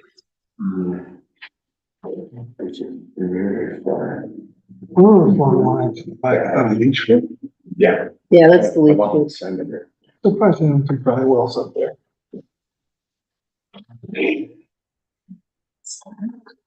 Okay, any quick, is that it? That's your, I think you got, oh, and then you got a color board last. Yeah, not full materials, but just color. I didn't realize we needed full materials, otherwise I would. The dry wells, they're terrible, but they're cheaper to do than leach. Those are our colors, main and trim, body and trim. Okay, any quick questions before I go public comment? Yeah, could you just go back to that grading plan? Is it Stacy that's on the phone? Okay. Okay. So, Stacy, there isn't any way there's no like pedestrian access to the rest of the property, is that correct? There'll just be a slope and a patio, so no real garden or access to landscaping is intended? Not at this point, possibly down the line, but not at this point. We haven't, that's not the goal. I mean, it's just, honestly, it's the slope is very slight and it's just a natural curve right now. So It won't be once you build the house. Yeah. right, I understand. No, that's not the plan right now. Yeah, we don't have any. Alrighty. I was just wondering if your architect or grading designer offers any 3D modeling for you, because I think, I can't tell, what is the dimension, like when you walk out the back of your house, or the house. Steve, I'm gonna- How deep is your patio area? How deep is it? So you mean like how far off the house? Yeah, like if you want to put a chair out there. Yeah, I believe how it's much- about 6 to 8 feet ish. I have to look at the exact. This is, right here is 8 feet, so the patio, but that's the covered porch. That's The the covered. Okay, so then the slope starts right off the covered porch, Pretty much. pretty much. Okay, 2.5 feet off of that is that dash line. It's, I think, a porch, because there's another site plan that shows a porch. Yeah, That this is is the the porch porch. here. Okay. that's the porch. But it's 6 You feet. need to be here. Right. So this is And the porch overhang here too. Yeah. Yeah. And then 2.5 feet to this dash line, and then the slope starts. Yeah, Right. okay. That's what And we then on the driveway, when you back out of your garage, it appears that you still have to back out of the driveway. Yeah, there's no turnaround. There's no turnaround. You're gonna have to back around that curve out onto the street. I just wanna, Now any more questions? Let's keep it to that. and then we'll go okay, to- I just couldn't tell. I thought maybe I was missing it from the area. Okay, Okay, no more questions. any other questions? That's good. All right, public comment? Let's see.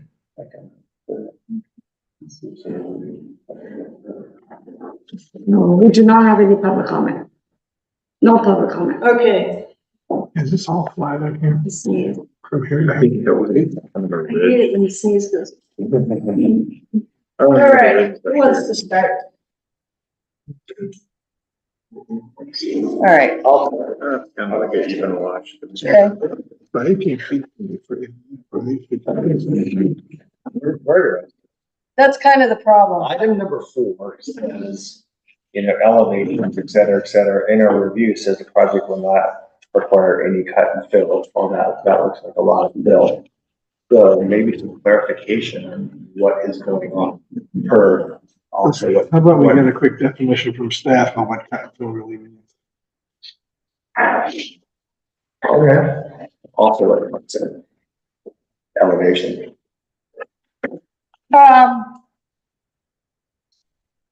So are you talking about the description? Yes, for sure. In the body and in our notes.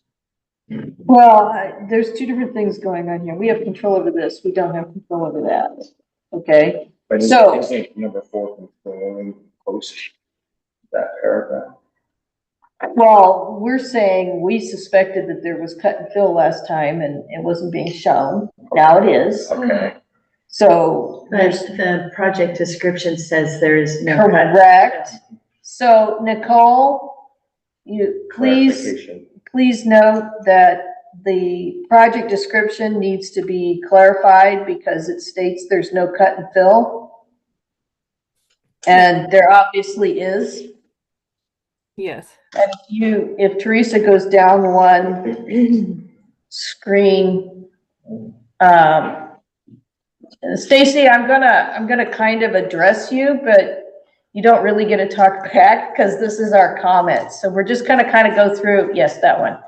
We're just gonna kind of go through where we see some things that need to be clarified, and either added to the agenda or to the plans, okay? So the first thing is that your project description says no cut and fill. All of this area here in this triangle, that triangle right there underneath that hand, that's all fill. And that's quite a bit of fill. Understood. So the project description says there's no cut and fill, and there obviously is. I So- don't mean to address you, but I do understand that, and I did not realize, no one told me to update this project description. It's been. Well, no, updated. it's fine. It's Yes, fine. got it. Thank you. for next time. We realize you weren't told, so Thank you. this is what we're just gonna go through. So you need to update that. The other thing is I'm just gonna jump in. Go for it. So We're all confused. we don't, generally speaking, we do not like to see 2-to-1 slopes, because basically what's happening, and this is a good illustration, you've got your porch and then you've got this slope that just drops off at 2-to-1. And so there's nothing, I mean, it's nothing. And you're not proposing to landscape it. You haven't told us what you're doing for erosion control, which will be required as you move through this process. And it'd be better to do it all now, to get everything in now, because erosion control has to be part of your WELO. It has to be part of your calculations, all this other stuff that's going to just kind of keep piling on as you move through the process. So it's a good idea to kind of holistically pull it all together now. So that's that. What we would like to see is a much more feathered approach, so that, can you roll up one? So for example, instead of these dying in abruptly, I mean, one, you can't construct that. You can't grade at a right angle.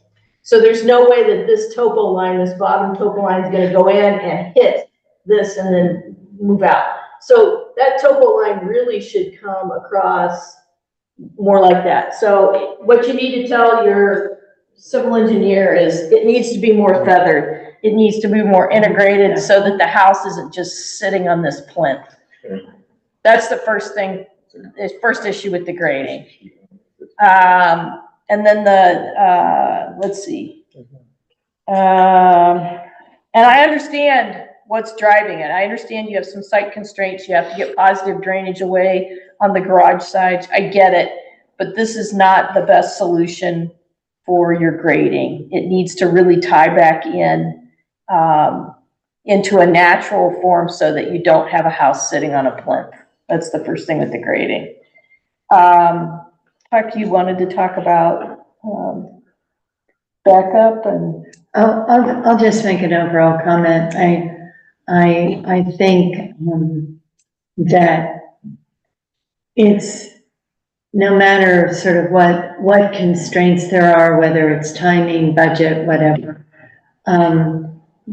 the idea is to go in terms of the design approach to really be able to think long-term, so you're not boxing yourself in to conditions that may at least inhibit future ideas or like, I don't know, backing up in a hurry. But, you know, basic functionality and opportunity that the site work currently really constrains so many opportunities for you and triggers, you know, potential costs down the road that could be avoided with more thoughtful grading approach. This grading design looks like, frankly, it was done by computer program to meet county permitting standards, period. But in terms of livability for you, I think they're really boxing you in here. So we're just a concept. I'm not worried about your lights. You're going to take care of all those things. But I just would encourage you to look at the big picture. A 2-to-1 slope in the San Ynez Valley is extremely hard to maintain any kind of attractive vegetation on, other than maybe or agave. Maintain the slope. Yeah, and maintaining the slope, slope's just gonna because slope away. it's really not walkable. You know, it's not a walkable slope in any sense of the word. So, well, and with the rain we just got. well, I think you just need to work with your team to get a really better understanding of what they're proposing for you. May I ask a question? about that?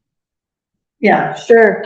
So they had originally proposed a 3-to-1 slope, and the reason we went to 2-to-1 was because of the amount of import dirt he was trying to cut down, not explaining that the walkability, the feasibility, the long terms of that. So if you were to have seen a 3-to-1, would that have, is that more? Well, here's the deal.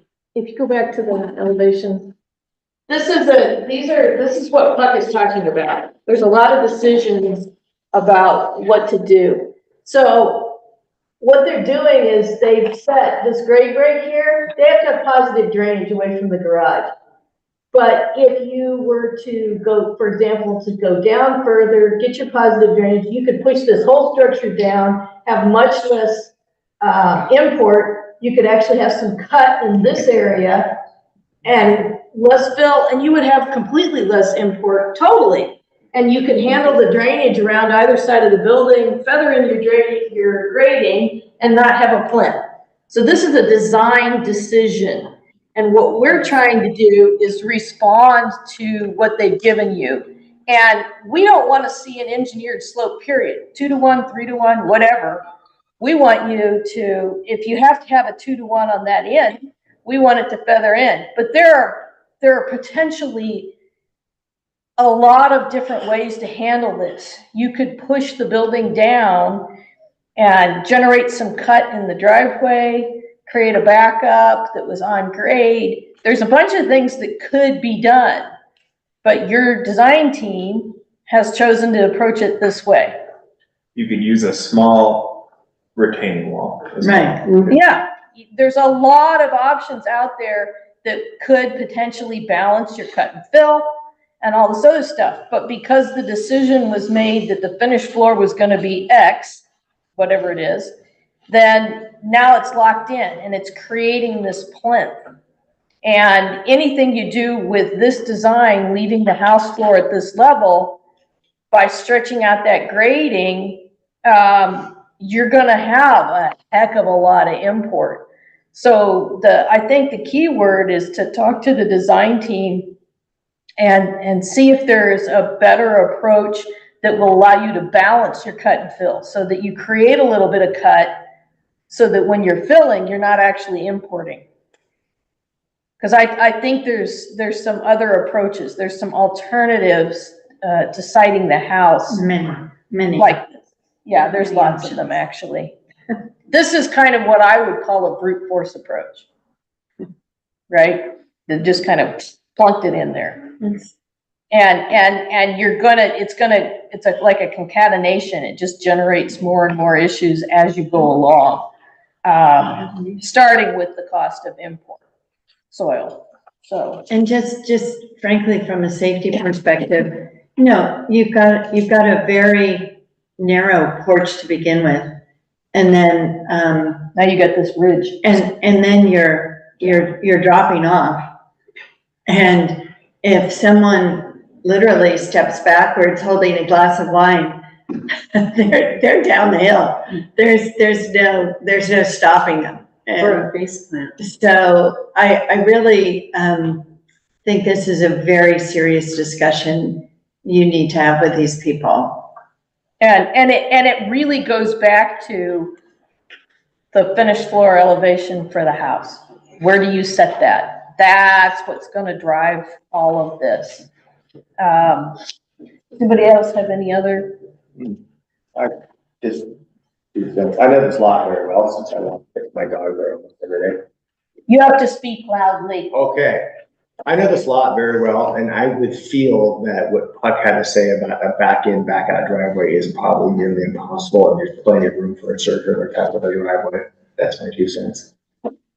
I don't have anything, I think the principal question to me is Well, that's where where do we you set started. the That's where we building? started. Yeah. Anything else? Yeah, you guys covered it. I would just like to see the property be developed so it's usable for the family. Yeah. Alan? Everything's covered, thank you. Everything's covered. Okay. And Is there any clarification to what I was saying that you want to offer? No, or- I think that whatever note is captured should really set them on the right trajectory, because it seems like this was almost a loss of quality from the last time around for whatever reason. Yeah. So is there a way that I can get these notes to hand off to the civil, or how do we get that? Because I've never been able to. You know, I'm going to make a suggestion here is that not so much with your civil engineer, but your architect should really attend. Okay.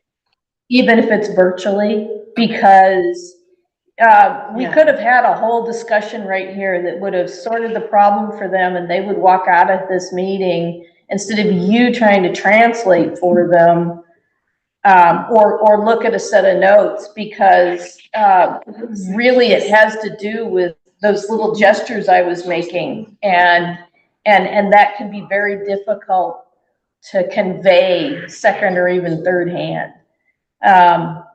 So I think recorded. Yes, it is. Okay. It's on YouTube also. Perfect. Yes. This is being recorded. If you go, your planner, Steve Connor, can show you the link to online. It's on the planning webpage for the Central Board of Architectural Review. Perfect. And then the other thing is I will give Steve the draft. These are draft minutes, right? So I'll give those to him today or on Monday. Okay. So early next week, if you reach out to him, he should be able to give them to you. Big caveat that they're draft, some things could change, but the general comments are going to be the same. So you can, by early next week, you'll have written comments that you can forward to your designer. Yeah, and also I can have them. We can watch the YouTube together. So that's perfect. Yeah, exactly. Yeah, I was going to say, if you can, just a quick comment. It's totally up to every individual how they work with their designers, but yes, I think it would be much more efficient and to your benefit if the architect and the civil are actually working together on siting the house, on developing these grades. These are the big issues, and they need to resolve them together and with you. And that's just a good, generally speaking, a good approach to get to a good solution in the most efficient way possible. and I would say also that if it comes down to it and you're looking at next month in the submittal and your architect is like, well, I'm not ready, don't submit. Yeah. Wait to the next hearing, because you're going to, that extra month allows the design team to pull everything together, and then you don't have obvious holes and everything is all sewn up. And it feels like you're losing all this time because it's another month. But in reality, it will help, because you'll be able to come in, hopefully, with a package that we look at and go, yes, you've ticked this box, you've ticked that box, we're ready to move on, and it can actually expedite your process down the road, instead of just being frustrated and feeling like you're spinning your wheels, which can happen. And we don't really want to see you do that.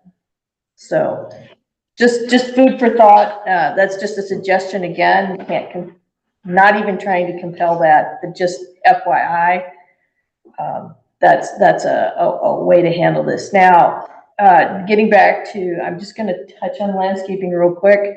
Landscaping at this point is kind of moot to the discussion, because we're really struggling with where to put this house, and how to respond to it. And I'm really hoping that you come back to us having looked at it and have a balanced cut and fill, and that the house sits much more naturally into the site, and that it really flows well. There's circulation that's well. We've avoided these steep slopes and all of that. And at that point, landscaping then and lighting, like Puck said, those things can all be taken care of then. But it just, you've got some major moves here, some decisions that are best made now instead of trying to do it later. So that's kind of what I'm seeing. Okay? Okay. All right. Thank you. Thank you. Thank you. Yes. Thanks for hanging in there. That was kind of a long one. Let's return for further That's fine. We'll get it consideration. figured out. Yeah, and then return for further conceptual. Item number 5, 26/4, Verizon at 2056 San Marcos Pass. We might get out of here. Yeah, I'm hoping. I knew. Know what day is today? Huh? It's interesting. What day is today? Seriously? Yeah. Even though. She's in small bag. Amelia Armando online. Good afternoon, everyone. Can you hear me? Yep. Awesome. All right. Saving the best for last. My name is Armando Montez. I am agent for the applicant Verizon Wireless. Just a quick summary on this project. Verizon is proposing a new wireless telecommunications facility at 2056 West Highway 154 and Calzada Avenue in Santa Ynez. The proposed project is located on the northwestern corner of the property, setback 175 feet, 8 inches from the west, 143 feet, 7 inches to the north. Facility will consist of a 50-foot faux water tank located within a secure 900 square foot wooden fence equipment enclosure. Proposed 8-foot fence would shield the view of the 3 equipment cabinets, backup generator, and 7-foot tall service lights. Okay. Hold on a second. Walk us Sure. through the site. This is the site, so that's an existing panel.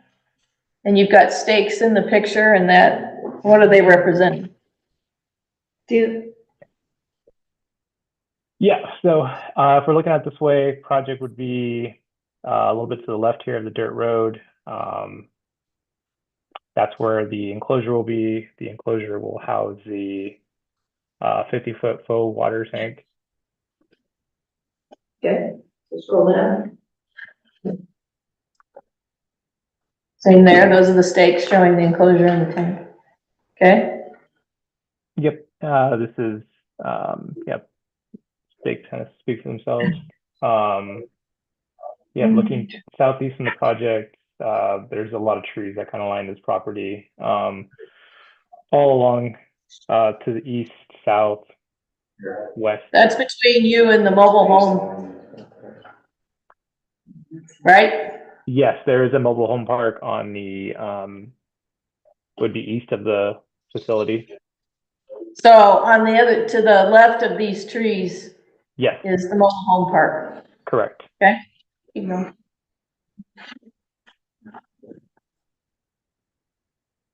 And what are we looking at here? This is the southern portion of the this is looking south. So to your right, a little bit of these trees would be Highway 154. Right there, okay? Yes, yep. And right there. Yep. Yeah, Exactly. 150. Okay. So the redwoods are on the other side. Mm-hmm. Okay. And then north, okay. And then, yep, right behind those trees. Okay. And I think you have some photo sims as well. Do you want to look at the photo sims or do you want to walk us through the site plan? Yeah, we could look at the photos first before we kind of get into the site.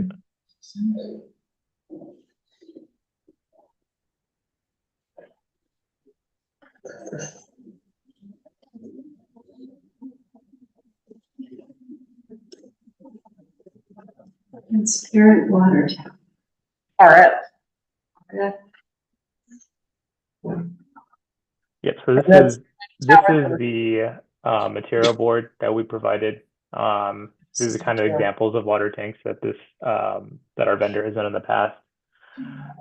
These are also kind of like the color palettes we're planning to go with here. The faux wood of the tank would be that color in the top left-hand corner, the drift of mist. The banding on the faux tank and the center pipe would be network gray, and then the tank legs would be the darker half-calf brown. This is looking, this is going southbound on Highway 154. You can see our tank in the distance over there. Can you zoom in? Yeah, but, I mean, you can see the tank, Yeah, I was wondering, well, it sort of melds with the sky in that picture. I think that's the point. Yeah, I get Maybe it. that's the point of the color. Not a Okay. blue sky day. Go down. Well, for going south, how do they work when there's submerged in water? There's another, There's weren't there a other separate photos? document, yeah, for photo sims. But yeah, this is kind of what we had submitted for the material Yeah. board. So you can kind of see these are the three colors, it's kind of elevation sheets. Hold on a second, we got the other photo sims coming up. Sure. So that's, you're gonna have to zoom out. Yes.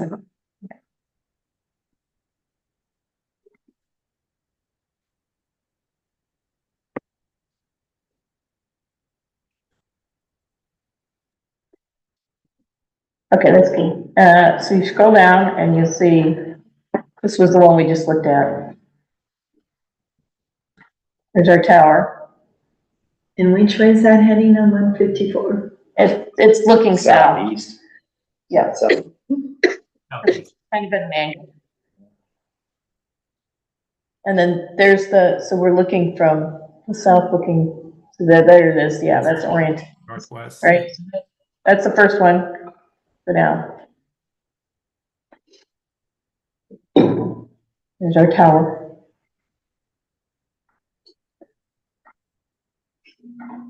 And then this is looking across, kind of this way. You can see the stakes in the picture, so go down.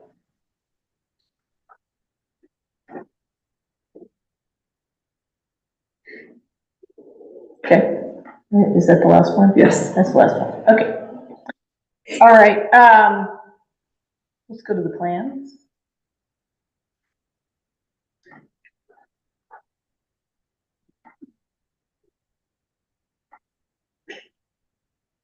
That one, yeah. Okay, start scrolling down and we'll take a look at what we got. Okay, so that's your site plan. And this is your new improved access road, correct? To an extent. So if we kind of scroll down a little bit further, there is an existing access road to the mobile home park, which we're utilizing. We are creating a bit of a extension. So you could see where it's Are you improving the access road as far as material? Are you changing it or? No, the existing access road is still viable. And what material is that? It should be, I believe it's a class 3. Okay, and then that's what you're gonna continue? Yes, yeah, it's going to continue. We are going to have to remove 2 trees in order to gain access to this portion of the property. Okay, where are the 2 trees? If we keep scrolling down, Okay, scroll down one more time to the enlarged site plan. Yep, those 2? yep, those 2 right there.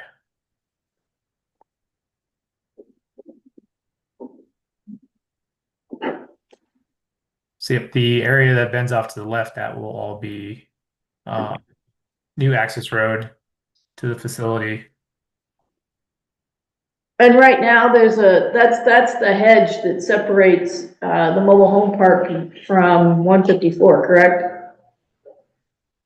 The big tree, line trees, Yeah, it's some of the trees. There's still quite a bit more.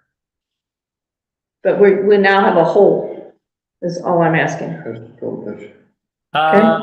Yes, we would have a smaller hole. There's quite a bit of trees though, that line that area. Keep going. Okay.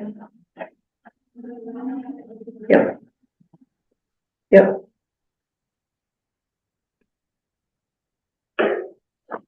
And yeah, this is the elevation sheet that we included in our material board. Fencing is tall enough to cover the cabinets. We do have a light call out 7-foot tall service lights that are only going to be used in the event of night work. So they're not going to be on really at all.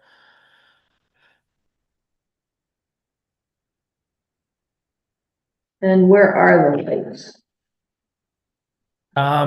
If we want to go back up to maybe the enlarged site plan, I can kind of point them out. Okay.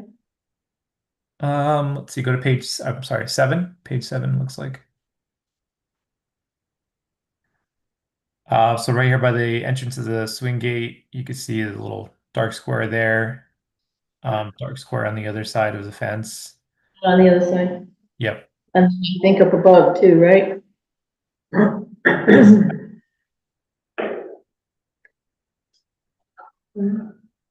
We have 2 of the lights on the H-frame, which is right above the equipment, sorry, right above the generator by the cabinets. There's 2 more lights right there.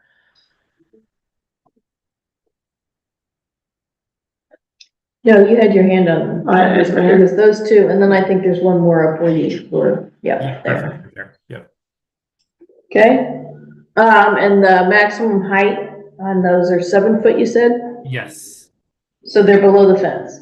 they're below the fence, yeah. So go back to the elevation again. Thank you. Okay.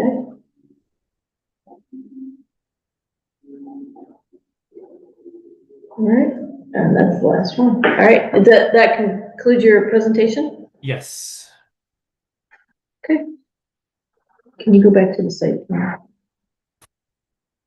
No, I want the broader one. Do we have any, that's good. Sounds good. The other one you had just before. Nope. Yep. Yep, that'll work. For now. Okay, any quick questions? Yeah, Armando, how wide is your access road? Access road, I believe, should be 12 feet wide. 12? Because it's just that little spur. Yeah. Okay. Although they do have their hammerhead in there. You can see it. gonna say where.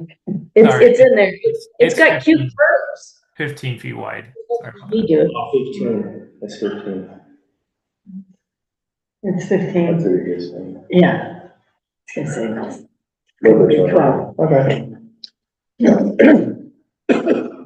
So do you think that you could do a 12-foot section to keep the trees? Maybe? I don't think 5. But trees go all the way down to the ground. They just. Or aspire maybe to do that? You have to have them pruned all the way up to the sky. Armando, like you need your trucks. I could ask. I think eventually somewhere along the line, some trees are gonna have to get taken out just because it's lined pretty thick to get to the side of the property. Okay, I'm just wondering about the equipment. So it has to be clear to the sky, or is it just trucks that go in and out of there? It's more for the fire department. Okay. Yeah. Okay, they want it all the way to the sky.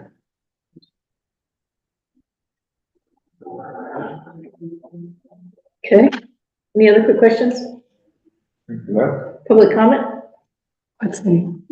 We don't have anyone in the audience and no one online, so no public comment. Can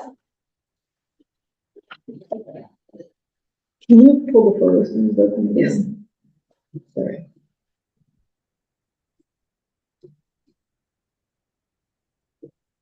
Actually, that's a good way. So this is not showing your tree removal. I mean, obviously it would because the trees are behind. If you scroll up.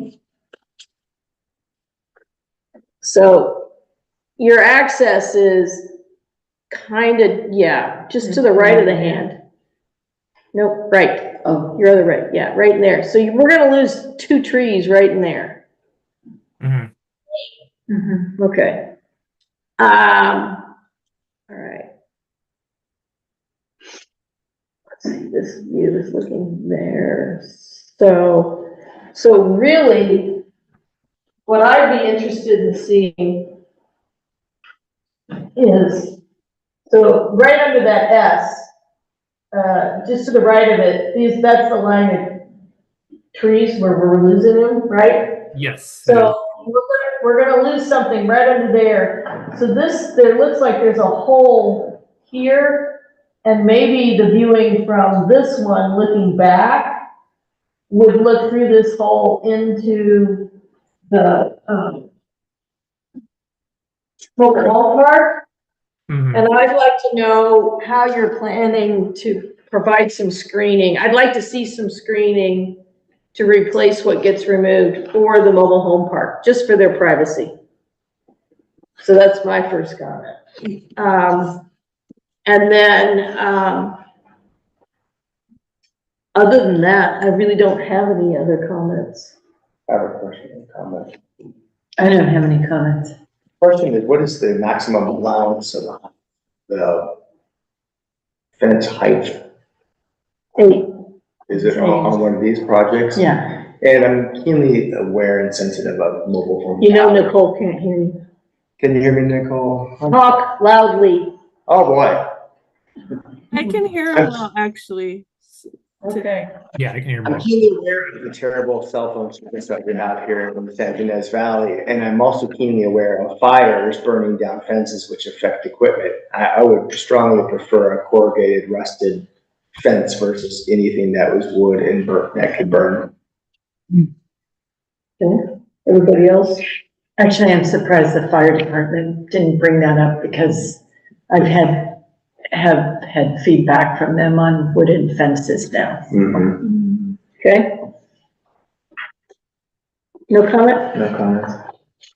Denise? No. Nope. Alan? Nope. Nope. Okay. So, yeah, I think the only comments you're getting here, there's some kind of, maybe, Corten-like metal fence instead of wood, so that it's all metal. Non-reflective. And non-reflective, which is why he said rusted as a preference, as a finish. Yeah, and then if possible, I'd like to see how you're going to, if you can, in working with the owner, if they would desire or like some kind of additional screening. I mean, if the owner's not really concerned about it, then I'm willing to give up, but it would be nice to somehow replace some of that screening for the privacy of the residents in the mobile home park. Gotcha. Because- Question about the fencing. I know you guys have concerns about it being wooden. Would you guys take like PVC or is it kind of just metal and that's it? Metal, I think, is the strong preference, because PVC is just gonna melt or burn, one of the two. PVC really degrades in sunlight. That too. It wouldn't last very long. It's gonna last less than the wood. Yeah. So. But it's still, Yeah. and it's next to the road with some careless person throwing out a cigarette or something. Yeah. And So anyway, yeah, metal, I think, is our preference there. Didn't they just do, or was that T-Mobile? Who did the one up by Roblar? T-Mobile, that's where. There was a T-Mobile site that just went in up on Roblar and 154 that just came through, Calzada. Yeah. Calzada, Roblar. Where they all come together there at 154. And right on that little tiny triangle. And they had kind of a similar situation. And if I remember correctly, I think they did propose a metal fence. But I think they went with it. So you might look at that if, you know, because I know it's a different provider, but I think they ultimately came up with a metal fence. And that might be helpful or not.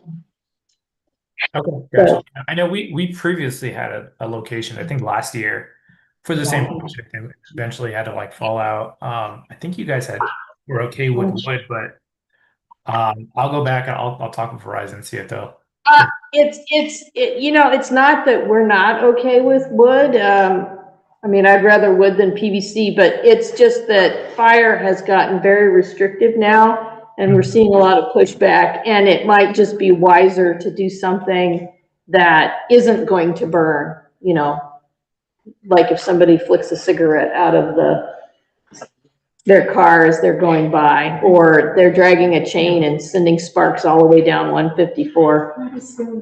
Yeah. You're not gonna stay for our notes, huh? I have to get, pick up lunch for Jim. Bye. Bye. So, okay. Okay. So that's what I think it's a good comment. All right. Preference on the gate color, is there, I know it's non-reflective, I know it's metal, is there like a preference? That you guys- Rusted, okay, gotcha. Okay, perfect. All right. Thank you guys so much. Thank you. How do you want to see him return? Prelim final full board. That's how we'd like to see you return, so. Okay?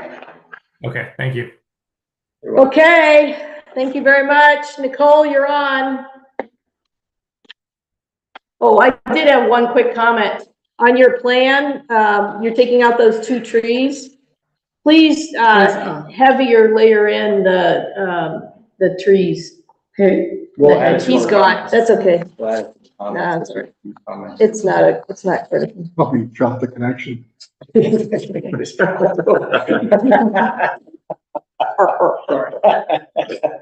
All right, Nicole. You have to unmute.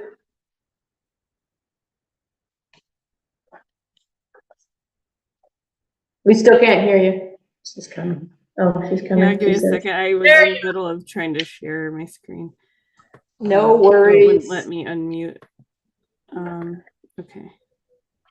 Dang technology. One for you. Huh? Unmute? They've changed one of the snowboarding tricks. There was a guy who was deaf, and the trick is named after him, and it's called a mute. And there's several snowboarders are leading a campaign to change the name to it's something else. They've changed it completely and get rid of it because he wasn't mute, he was deaf. Oh. So you're gonna call it a death?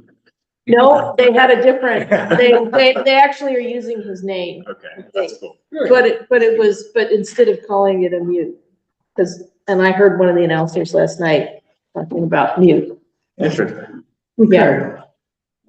Anyway, all right, Nicole. Application is being what's named so much. Just want to get some questions. I don't think you can take out the please. Everything after please. That's it. Yeah, that's, yeah. Is that okay? Suggest, I would say. Yeah, suggest finding a good stone craftsman. So, and then call it good. We don't care if the painting or bad or the construction is bad. We want the stone to be Stone's gotta good. be beautiful. Hey, not my comment. All right. And this is the Courtney Ag Structures.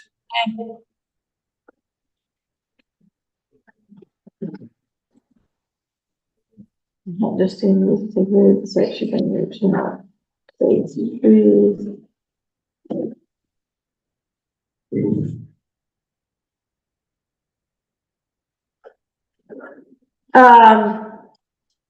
The south, extend landscaping to the end of the pole barn and accomplish screening on the southwest corner is not a suggestion.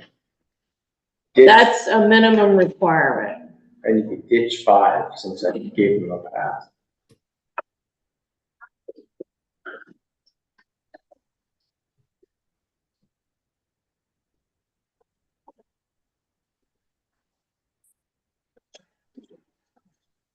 At a minimum, that was the extend landscaping to the, right.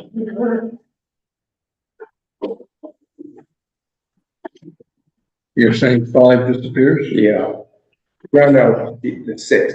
Ferguson. Yeah. Number 6 can go.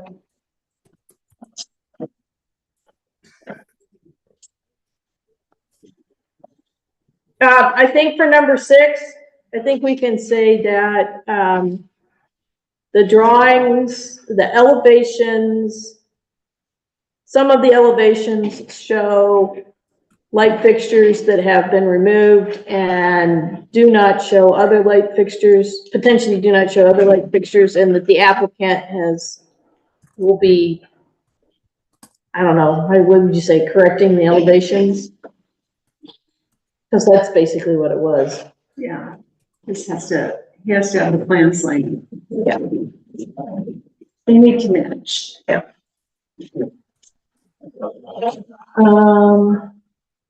And number 7 can go away then.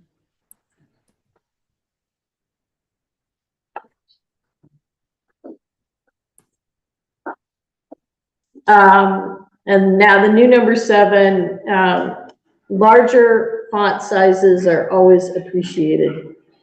Is there something in the instructions that they get in advance? There should be. Yeah, because we do this a lot. I know. Nicole, could you make a note that the BAR, this is a suggestion for the BAR intake and submittal documents, that they should either require or suggest a larger font size for text or full items such as the heights of buildings, the widths of driveways. Because on a screen, it's just impossible to read. This is just a suggestion for planning. Yeah, and it's not a bad suggestion overall because everything's digital now. So even, when planners are reviewing on their screen, it's hard to read. Exactly, and we don't need to be zooming in and out. And it'd be just nice if the truly critical information, setbacks, heights of buildings, elevations, for example, topo numbers, at least the major topo, so that we could get an idea of what's what without having to zoom back in and out accordingly. Yeah.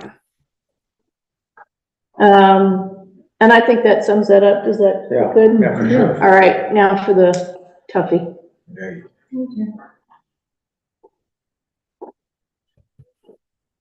Whoa. Back up a little bit. Zoom out. I'm just trying to get them all. That's most of the comments.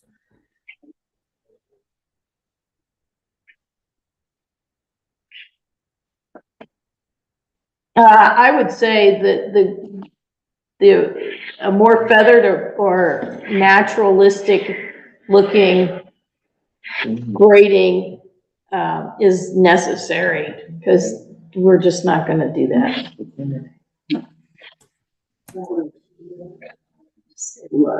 You're making that a requisite?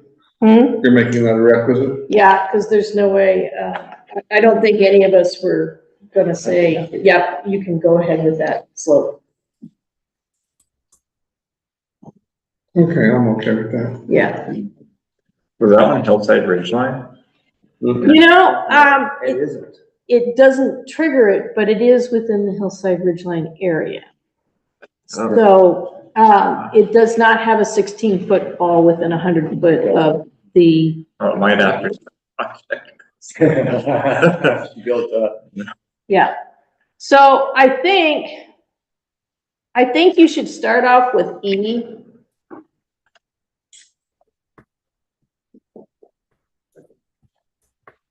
Because that's really the main push of what we're saying.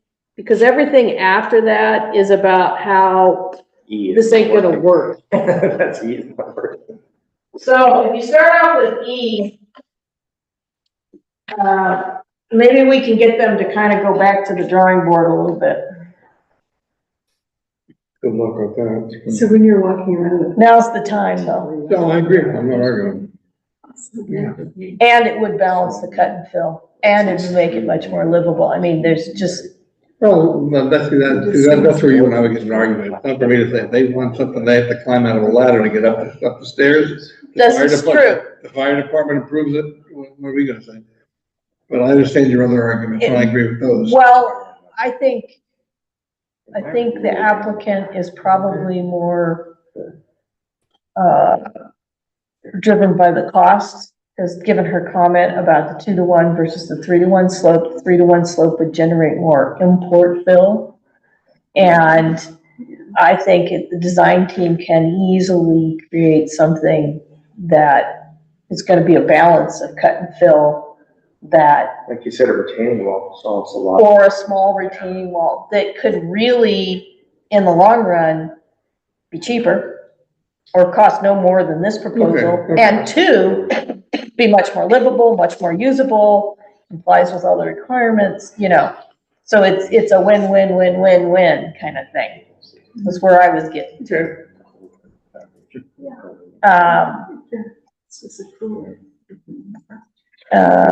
Yeah. I think E should be B. It's the one that. Yeah. Or A, you take your choice.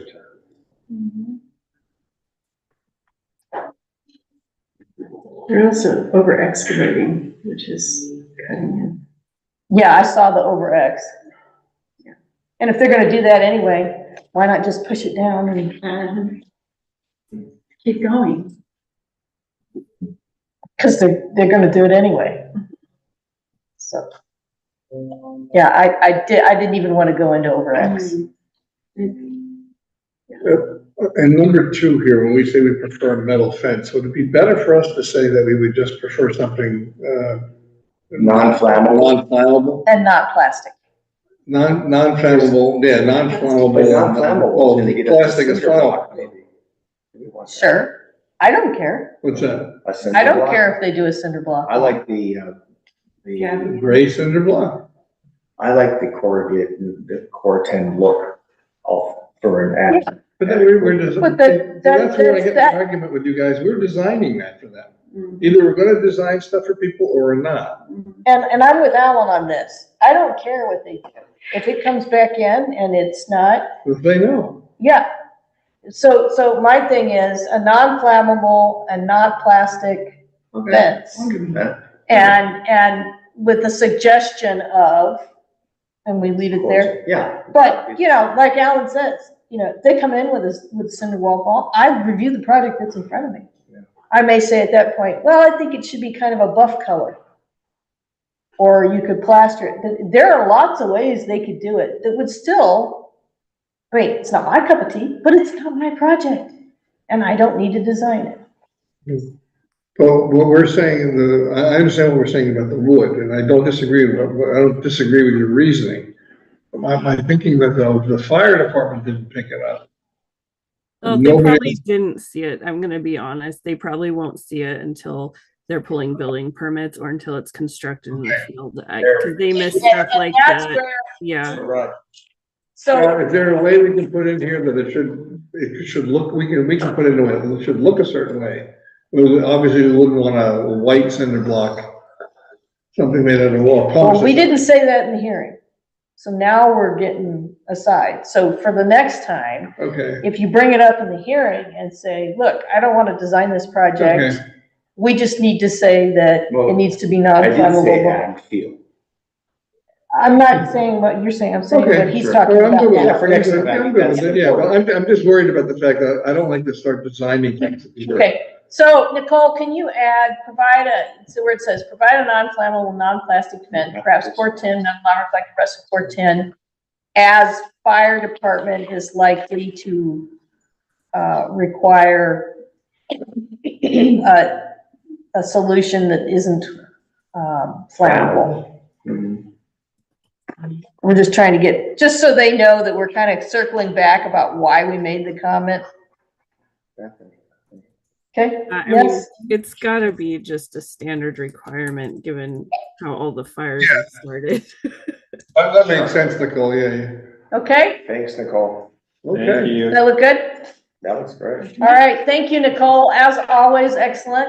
I make a motion to adjourn. Yeah, let us know about the 20th. Second. Thank you, all in favor? Aye.